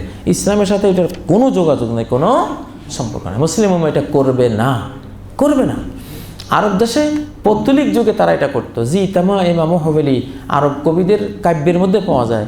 যে 1 বছরের এমন বাচ্চা তামাইম তামিমাওয়ালা তাবিজ, আধা কেজি 1 কেজি তাবিজ সারা গায়ে, বুঝলেন না? হ্যাঁ, এটা হলো ওদের কালচার। এটা হলো ইমরুল কায়েসের আরব দেশের সবচেয়ে বড় পৌত্তলিক যুগের কবিতার মধ্যে এটা পাওয়া গেছে, জি তামা ইমাম হবেলি। আর নবীজির হাদিসের মধ্যে কি পাওয়া গেছে, মানে আল্লাকা তামিমাতান ফাকাদ আশরাকা, যে তাবিজ ঝুলালো সে মূর্তি পূজা করলো, যে তাবিজ লটকাইলো সে মূর্তি পূজা করলো। এটা মূর্তি পূজার অংশ, পার্ট। এটা ইসলামে আল্লাহ পূজার পার্ট এটা না, কারণ ভরসাটা আল্লাহ থেকে কোন দিকে ডাইভার্ট হয়, তাবিজের দিকে চলে যায়। যে আমি তাবিজ দিয়েছি, ফার্স্ট ক্লাস পাবোই, ফার্স্ট ক্লাস পাওয়ার তাবিজ, গোল্ডেন A+ পাওয়ার তাবিজ এখন বাজারে পাওয়া যায়, বুঝলেন না? শয়তানি যে কত রকম। তো মানে আল্লাহ কাশাইয়ান ওকেলা ইলাইহি, নবী সাল্লাল্লাহু আলাইহি ওয়াসাল্লাম বলছেন, যে কিছু ঝুলাবে তাবিজ তোমার, তাকে ওই তাবিজ তোমার উপরে ছেড়ে দেওয়া হবে, আল্লাহ তার কোনো দায়িত্ব না। তাবিজ দিয়ে যদি সব কিছু হইতো, তাহলে জাতিসংঘের উচিত ছিল কোটি কোটি তাবিজ বানাইয়া সব গরিবের গলায় একটা লটকা দিতে, দারিদ্র বিমোচন হয়ে যেত। যত রোগী আছে, জিকা ভাইরাস, সোয়াইন ফ্লু, তাই না, তাবিজ লটকা দিলে যদি এত কিছু হয়ে যেত, তা একটা করে তাবিজ দিলে জাতিসংঘের নেতৃত্বে, তাহলে তো কোনো সমস্যাই ছিল না। এটা শয়তানি এগুলি কানু ইয়াকরাহুনা তামাইমা কুল্লাহা।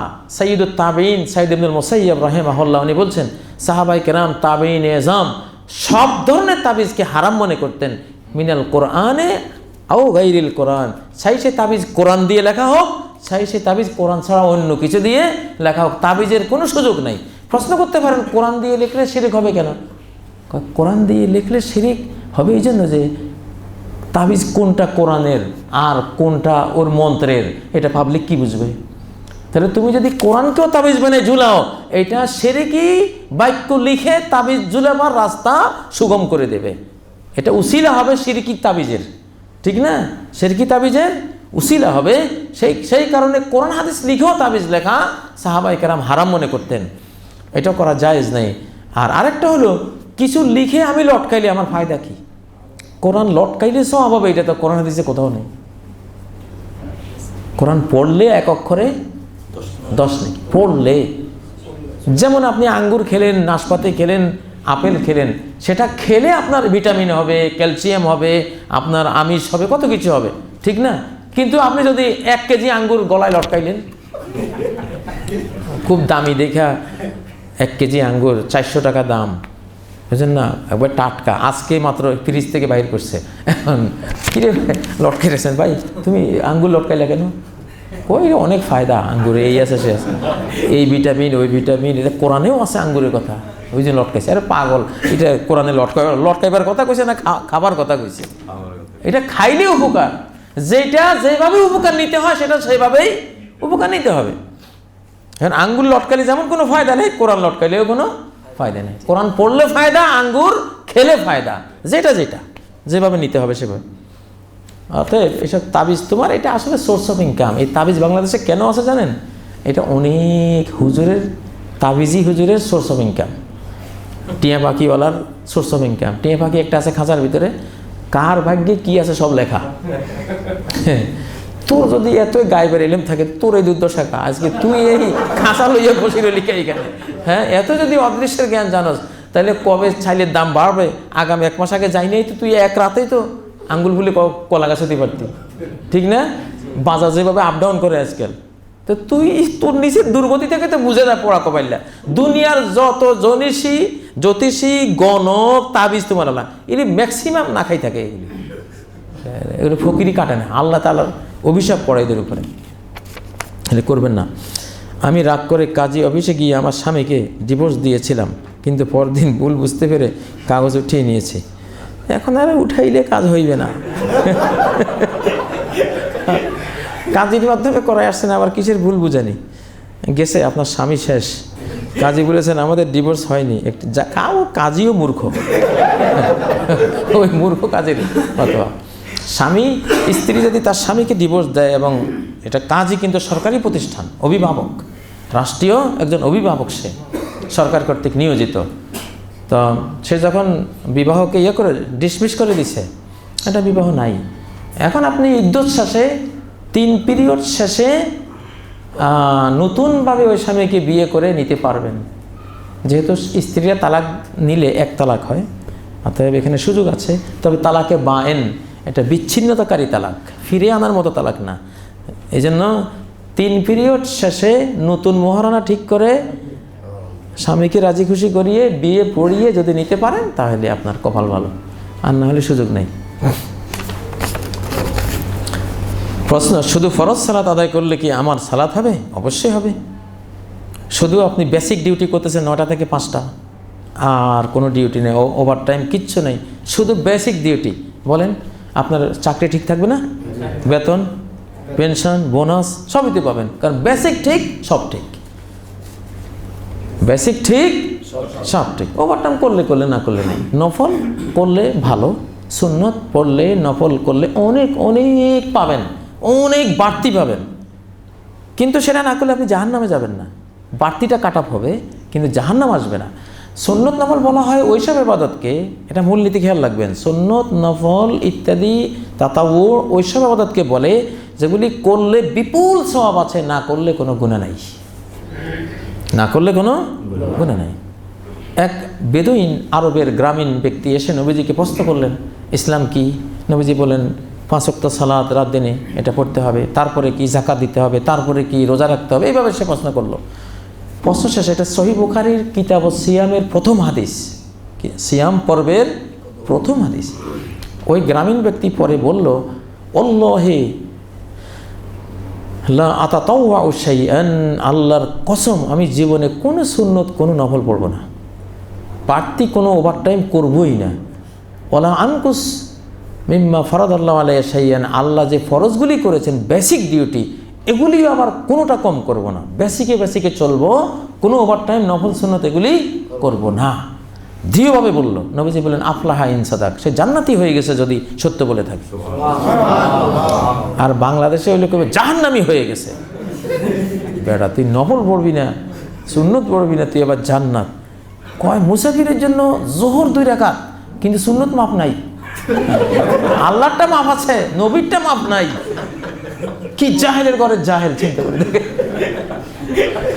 আব্দুল্লাহ ইবনে ওমর বলেন, সাল্লাইতু মা'আন নবী সাল্লাল্লাহু আলাইহি ওয়াসাল্লাম রাকাতাইন, নবীজির সাথে সব সফরে 2 রাকাত পড়ছি।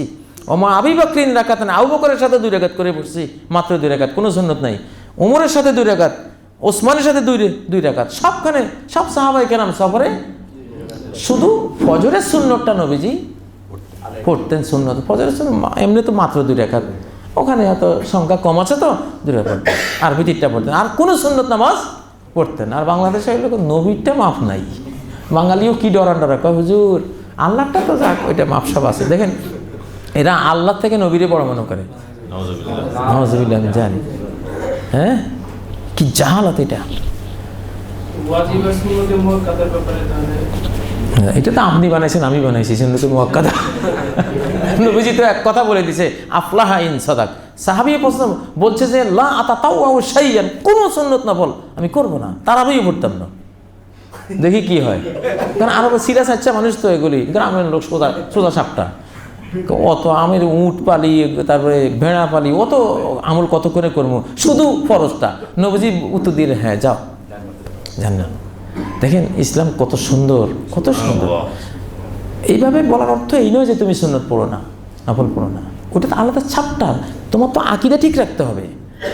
বাংলাদেশে যদি আলেমরা এইভাবে ইসলাম প্রচার করতো যে জোহর শুধু 4 রাকাত, যেভাবে হাদিসে আসছে, আজ জোহর আরবাআন, ওয়াল আসরা আরবাআন, ওয়াল মাগরিবা সালাসান, ওয়াল ইশা আরবাআন, ওয়াল ফজরা রাকাতাইন, সমস্ত হাদিসের ভান্ডারে জোহর 4, আসর 4, মাগরিব 3, এশা 4, ফজর 2। আর বাংলাদেশে কিতাবে লেখা জোহর 12 রাকাত, এশা 17 রাকাত। বাঙালি একে খাইছে সারাদিন রিক্সা চালাই মরছি, আর এই হুজুরটা এখন 17 রাকাত এশা পড়তাম, জীবনে পারতাম না এই নামাজ আমি পড়বো। হ্যাঁ, 2 রাকাত পড়তে পারি না, 17 রাকাত। এইভাবে বলে অন্তত 1, 2, 3 কোটি মুসলমানকে নামাজ থেকে বঞ্চিত করছে আলেমরা, এক শ্রেণীর আলেমরা। যদি আলেমরা বলতো, বাবারে সারাদিন রিক্সা চালাইছ, মাত্র 3 রাকাত মাগরিব, হ্যাঁ এসার আগে তুই পাওয়ারলম থেকে আইস, মাত্র 4 রাকাত ফরজ পড়ে ঘুমাইলে তো জাহান্নাম থেকে বাঁচলি। 4 রাকাত ফরজ, যেই নামাজের উপরে আল ফরজ মা ইউসাবু ফাইলুহু ওয়া ইউআকাবু তারিকুহু। ফরজ কাকে বলে? যার করনেওয়ালাকে বিরাট পুরস্কার দেওয়া হবে, না করনেওয়ালাকে বিরাট আযাব দেওয়া হবে। শুধু ফরজ। যদি এইভাবে বাঙালিদেরকে আমরা বুঝাইতে পারতাম, রিক্সাওয়ালা ভাই মাত্র 2 রাকাত 4 রাকাত নামাজ পড়তে কতক্ষণ লাগে, দৌড়ে যাইতো, কয় কি মাত্র 4 রাকাতে জান্নাত, অবশ্যই পড়বো। এইভাবে সে ফরজে অভ্যস্ত হওয়ার পরে একদিন আস্তে আস্তে সুন্নত সে পড়বে। ঢুকছি যখন মসজিদে যাক 4 রাকাত পড়িবে, ঠিক না? একটা প্রক্রিয়া আছে, তো প্রক্রিয়া হেকমা। নবীজির কাছে এক ব্যক্তি এসে বলে যে আমি আপনার ইসলামটা কবুল করতে এক শর্তে রাজি আছি। বলে কি শর্ত? কয় ইসলাম কবুল করার পরে নামাজও পড়বো, সালাতও পড়বো, কিন্তু আমি রুকু করতে পারবো না। একবার আপনি কতক্ষণ রুকুতে থাকেন, আবার উঠেন, আবার সিজদা যান, আমি শুধু আপনার সাথে একসাথে সিজদায় চলে যাবো, আমি রুকু কিন্তু করতে পারবো না। নবীজি বলেন আসলেম ওলা তারকা, ঠিক আছে ইসলাম কবুল করো, রুকু লাগতো না। নবী যে ডাক্তার, উনি তো বুঝতেছেন যে একবার নামাজে ধরলে রুকু ছাড়া নামাজ হইব, সে রুকু ছাড়া থাকতে ওর ভিতর থেকেই রুকুর প্রতি একটা মায়া আসবে, কিন্তু সে এখন বুঝতেছে না, এই জন্য এবার বলতেছে। আরেক লোক এসে বললো ইয়া রাসূলুল্লাহ ইসলাম কবুল করতে রাজি, 2 দিন পরে যে টাকা চাইবেন ওইটা হইতো না, কোনো জাকাত টাকাত এগুলি আমার দ্বারা সম্ভব না। কয় ঠিক আছে জাকাত দিও না মুসলমান। তিনি তো জানেন মুসলমান হওয়ার পরে শুধু জাকাত ঘর বাড়ি শুদ্ধ দিয়ে দিবি তুই। আর আমরা বাঙালি হলে কইতাম এই গোস্তাক মরদুদ বেয়াদব, তুই রুকু করতি না, তুই জাকাত দিতি না, মুসলমান খেদাও, এটা খেদাও, ঠিক না? জ্ঞান আর অজ্ঞানের মধ্যে অনেক বেশ কম হয়। মানুষকে ধীর প্রক্রিয়ায় ইসলামে আনতে হয়। প্রথমে বোঝা চাপাইলে মানুষ পারে না। জোহরের নামাজ প্রথমে ছিল আউয়ালামা ইন্নাস সালাতা আউয়ালামা ফরদাত রাকাতাইন। আয়েশা সিদ্দিকা বলেন, সহিহ বুখারী সালাত পড়ার হাদিস, প্রথম যখন সালাত ফরজ হয় 2 রাকাত, জোহর 2, আসর 2, মাগরিব 3, এশা 2, শুধু 2 রাকাত, আর কোন সুন্নাত নফল তো নাই। ফরজ শুদ্ধ শুধু 2 করে। মক্কি জীবনে 2 রাকাতে ছিল সব। ফালাম্মা কাদিমনাল মাদিনা জিদা ফিল হাদারে রাকাতাইন, যখন আমরা মদিনায় আসলাম তখন মুকিম অবস্থায় ফরজে 2 রাকাত বাড়ানো হলো, কারণ এখন অভিজ্ঞতা হয়েছে, অভ্যাস হয়েছে, নামাজ পড়তে পড়তে এক্সপিরিয়েন্স বাড়ছে, এখন বাকি 2 রাকাত বোঝা মনে হবে না। কত সুন্দর, কত সুন্দর নিয়ম। তো এগুলি স্টেপ বাই স্টেপ মানুষকে বোঝাইতে হয়। বিসমিল্লাতে জোহর 12 রাকাত, এশা 17 রাকাত শুনলে বাঙালি পরিশ্রমী মানুষ, কুলি মজুর, রিক্সা চালক, এরা অনেক ভয় পায়। আপনার জন্য না পড়তে পড়তে সহজ, মৌলবী মানুষ কোনো কাম নাই সারাদিন, আর যে খেটে খাওয়া মানুষ তার জন্য 17 রাকাত মানে কি আরেক রিক্সা চালানো, ঠিক না? আরেক রিক্সা চালানো, তাকে এত কঠিন বোঝানো ঠিক না। আর আপনি বুঝাবেন কেন? কোথাও কোনো হাদিসে নাই যে জোহর 12 রাকাত, এশা 17 রাকাত। আছে জোহর 4 রাকাত, কাবলা জোহর, জোহরের আগে। জোহর এক জিনিস, জোহরের আগ আরেক জিনিস, জোহরের পর আরেক জিনিস। ঢাকা এক জিনিস, ঢাকার আগে টাঙ্গাইল, ঢাকার পরে মুন্সিগঞ্জ, ওটা আরেক জিনিস। নাকি মুন্সিগঞ্জ সহ ঢাকা? ঢাকার আগে টাঙ্গাইল, ঢাকার পরে মুন্সিগঞ্জ, এখন মুন্সিগঞ্জ টাঙ্গাইল সহ ঢাকা। এইটা লেখা উচিত ছিল জোহরের আগেরটা জোহর না, জোহরের পরেরটা জোহর না, জোহরের পরেরটা মুন্সিগঞ্জ, আগেরটা টাঙ্গাইল ধরেন, কিন্তু মাঝখানে যে এটা কি জোহর, এই জন্য কাবলা জোহর বাদ আর জোহর, জোহরের আগে জোহরের পরে মানে কি এগুলি কতগুলো সুন্নাহ নফল ওভার টাইম, বাট এগুলি জোহর না। আমরা ওগুলি শুদ্ধ জোহর বানাই ফেলছি। মুন্সিগঞ্জ আর টাঙ্গাইল, ঢাকা সহ ঢাকা। হ্যাঁ, এই যে ভুলটা করলাম, এই ভুলের কারণে পাবলিক নামাজ ছেড়ে দিছে। রমজানের আগেও সুন্নত আছে, সুন্নত রোজা, নফল রোজা, রমজানের পরেও নফল রোজা আছে। এখন কি সেগুলি শুদ্ধই রমজান? তাহলে তো শাওয়ালের 6 রোজা আর শাবান মাসের রোজা সবগুলি মিলিয়ে সমান সমান রমজান। সালাতের ব্যাপারে আমরা কেমনে কইলাম যে জোহরের আগে যা পড়বো পরে যা পড়বো সব শুদ্ধই 12 রাকাত জোহর? গ্রেট ভুল, এটা রং। এই জন্য হাদিসে কোনো রং নাই। আল জোহর আরবান, আল আসরা আরবান, আল মাগরিব সালাসান, আল এশা আরবান, আল ফাজরা রাকাতাইন। কত সুন্দর বেসিকটাকে জোহর, আসর, মাগরিব, এশা এগুলি নাম দিয়েছে। আমি ঢাকা থেকে যখন 200 কিলোমিটার দূরে আমার নিজের গ্রামের বাড়ি যাই, তখন আমি মুসাফির। প্রশ্ন হলো আমি কতক্ষণ মুসাফির অবস্থা থাকবো? বাড়ি যাওয়া পর্যন্ত। বাড়ি ঢুকলেন সফর শেষ। ফাইজা আতাইতা আহলান আও মাশিয়াতান ফাতিম্মা, আপনি যখন আপনজনদের কাছে ঢুকলেন বা আপনার খামার বাড়িতে, নিজস্ব খামার বাড়িতে ঢুকলেন, ফাতেম্মা, ইবনে আব্বাস বলেন, তখন থেকে তুমি ইতমাম করো, পুরা নামাজ পড়ো, কিন্তু রাস্তায় তুমি মুসাফির। আজকে শেষ প্রশ্ন দেন, এটা শেষ প্রশ্ন। ঈমান ভঙ্গের মূল কারণ কোনটি? ঈমান ভঙ্গের মূল কারণ কোনটি? মূল কারণ হলো যেই কোনো একটা ফরজ ইসলামে প্রতিষ্ঠিত বিষয়কে অস্বীকার করা, অমান্য করা, যেই কোনো একটা। যেন একজন বলল সব কিছু মানি, সুদ হারাম মানি না, বাস ঈমান ভঙ্গ হয়ে যাবে, ঈমান ভঙ্গ হয়ে যাবে। এটা একক একটা টিউবলেস টায়ার বলেন বা টায়ারের ভিতরে টিউব বলেন, এক জায়গায় পিন খাইলে, এক জায়গায় পাংচার হইলে হাওয়া কি শুধু ওই জায়গাটা যাবে না পুরোটা যাইব?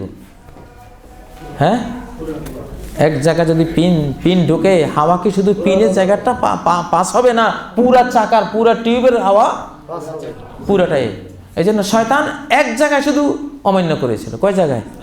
এক জায়গায়। গোটা জিন্দেগি সব ওখান দিয়ে পাস হয়ে গেছে। এই জন্য যেহেতু প্রশ্নটা অনেক বড়, ঈমান ভঙ্গের 20টির মতো কারণ আছে, এতগুলি তো এখন বলা যাবে না, এটার জন্য আলাদা একটা খুতবা দিতে হবে একদিন। তো এই যে সংক্ষেপে বলে দিলাম, জরুরি কোরআন সুন্নাহর অকাট্য দলিলে প্রমাণিত সালাত বলেন, যাকাত বলেন, সিয়াম বলেন, হিজাব বলেন, সুদ, ঘুষ, হারাম বা হালাল ইত্যাদি কোনো জিনিসের একটা পয়েন্টকে কেউ যদি জেনে বুঝে অস্বীকার করে বসে, যে হিজাব মানি না, কিসের হিজাব, কিসের পর্দা, এগুলি কুসংস্কার, বাস পিন খাইলে, চাকাতে পিন ঢুকছে, হাওয়া একটুও নেই, গেছে তো সব শুদ্ধই গেছে। এখন সলিউশন ছাড়া, তওবা করা ছাড়া, নতুন করে মুসলিম হওয়া ছাড়া তার ঈমান নেই। যে লোকটা জানেই না এটা ফরজ কিংবা ঈমান, এই মানে আরকানুল ঈমানগুলোর তার জানা অজ্ঞতা, এই ক্ষেত্রে ওই লোককে না জানার সুযোগ নেই। তুমি কি জানলা তাহলে দুনিয়াতে এসে? ঈমানটাই জানলা না, আর জানলা কি তাহলে দুনিয়াতে? অনেক ক্ষেত্রে ইলম নাই। হ্যাঁ, ইলম নাই, এটাও তার অবহেলা। এই অবহেলা কুফরি। ওয়াল্লাযীনা কাফারু আম্মা উনজিরু মুরিদুন। কাফেররাই সতর্ক করা হয়েছে যেসব বিষয়ে, সেসব বিষয় থেকে তারা বিমুখ, জানে না, বুঝে না। এটা কাফেরের পক্ষে সম্ভব। কোনো মুমিন জরুরিয়াতে দিনের জরুরি ফরজ, আকীদা, ওয়াজিব এগুলি শিক্ষা করা জীবনের শুরুতেই তো এই জন্য ফরজ, এগুলি না জানার কোনো সুযোগ নেই। বা কেউ যদি আসলেই অজ্ঞ হয়, মূর্খ হয়, সেটা আল্লাহ দেখবেন, বিবেচনা করবেন যে সে কোন পয়েন্টে পড়ে, তাকে বাঁচানো যায় কি না, সে কেন এটা জানলো না, তার মূর্খতার পিছনে কারণটা কি ছিল। সাধারণত ওলামারা যেটা বলেন যে একটা লোক একটা দ্বীপাঞ্চলে বাস করে, সাগরের মাঝখানে একটা দ্বীপ, ওখানে বাস করে, ওখানে কোনো মুসলমান নাই, কোনো জ্ঞানের কিছুই নেই, বেচারা ওখানেই থাকে। এই লোকের পক্ষে তো অনেক কিছুই জানা সম্ভব না। হয়তো মুসলিম পৈতৃক সূত্রে ইসলামটা পাইছে, কিন্তু লা ইউদরা মা সালাতুন ওয়ালা সিয়ামুন ওয়ালা সাদাকাতুন ওয়ালা নুসুক। সিয়াম কি, সালাত কি, সাদাকা কি, কোরবানি কি, সে কিচ্ছুই জানে না, শুধু লা ইলাহা ইল্লাল্লাহ জানে। সে বলে আমার মুরব্বীরা শুনছি আমি, তারা এই কালেমা পড়ে, আমিও কালেমার উপরে আছি, কিন্তু এর বাইরে কিছু জানি না। হযরতে হুযায়ফা বলেন, তুনজিহি মিনান নার, তুনজিহি মিনান নার, তুনজিহি মিনান নার। তিরমিজির হাদিস, এটা সহিহ হাদিস। যে এইটুকু, যে যার আশপাশে জানার কোনো সুযোগ ছিল না, শুধু কালেমা ধরে আছে, এই কালেমাই শুধু তাকে জাহান্নাম থেকে রক্ষা করবে। আর যেই লোকটা এরকম বাংলাদেশের মতো মুসলিম কমিউনিটি থাকে, যেখানে 5 লক্ষ মসজিদ, 5 লক্ষ খতিব ইমাম, এত ভরা ইসলামী আয়োজন, এইখানে থাকলে আপনি ঈমানের মাসলা জানবেন না, এটা অ্যাকসেপ্টেবল না। কেন জানবেন না? না জানার পেছনে কোনো ওজর তো নেই। আপনি কি এমন জায়গায় ছিলেন যেখানে জানার কোনো সুযোগ ছিল না? এইখানে সে মাপ পাবে কিনা এটা আল্লাহর উপরে নির্ভর করবে, এটা বলা যায় না। হ্যাঁ, সেটাও আল্লাহ দেখবেন, তার অজ্ঞতার কারণ কি, সে কি ভুল বুঝেছিল, তাকে কি ভুল বোঝানো হয়েছিল, বা সে আল্লাহকে সন্তুষ্ট করার জন্যই সে এইভাবে এটাকে মনে করতো, এর বাইরে সে আসলে জ্ঞান পাই না। কতগুলো অপশন আছে বাঁচার, সেটা আল্লাহ তাআলা বাঁচাতে পারেন। কিন্তু সাধারণ আইন হলো ঈমানিয়াতের বিষয়ে কোনো অজ্ঞতা গ্রহণযোগ্য না, ঈমানিয়াতের ব্যাপারে অজ্ঞতা গ্রহণযোগ্য না। আল্লাহ তাআলা আমাদের সবাইকে সতর্ক থাকার তৌফিক দান করুন। সুবহানাকাল্লাহুম্মা ওয়া বিহামদিকা আশহাদু আল্লা ইলাহা ইল্লা আনতা আস্তাগফিরুকা।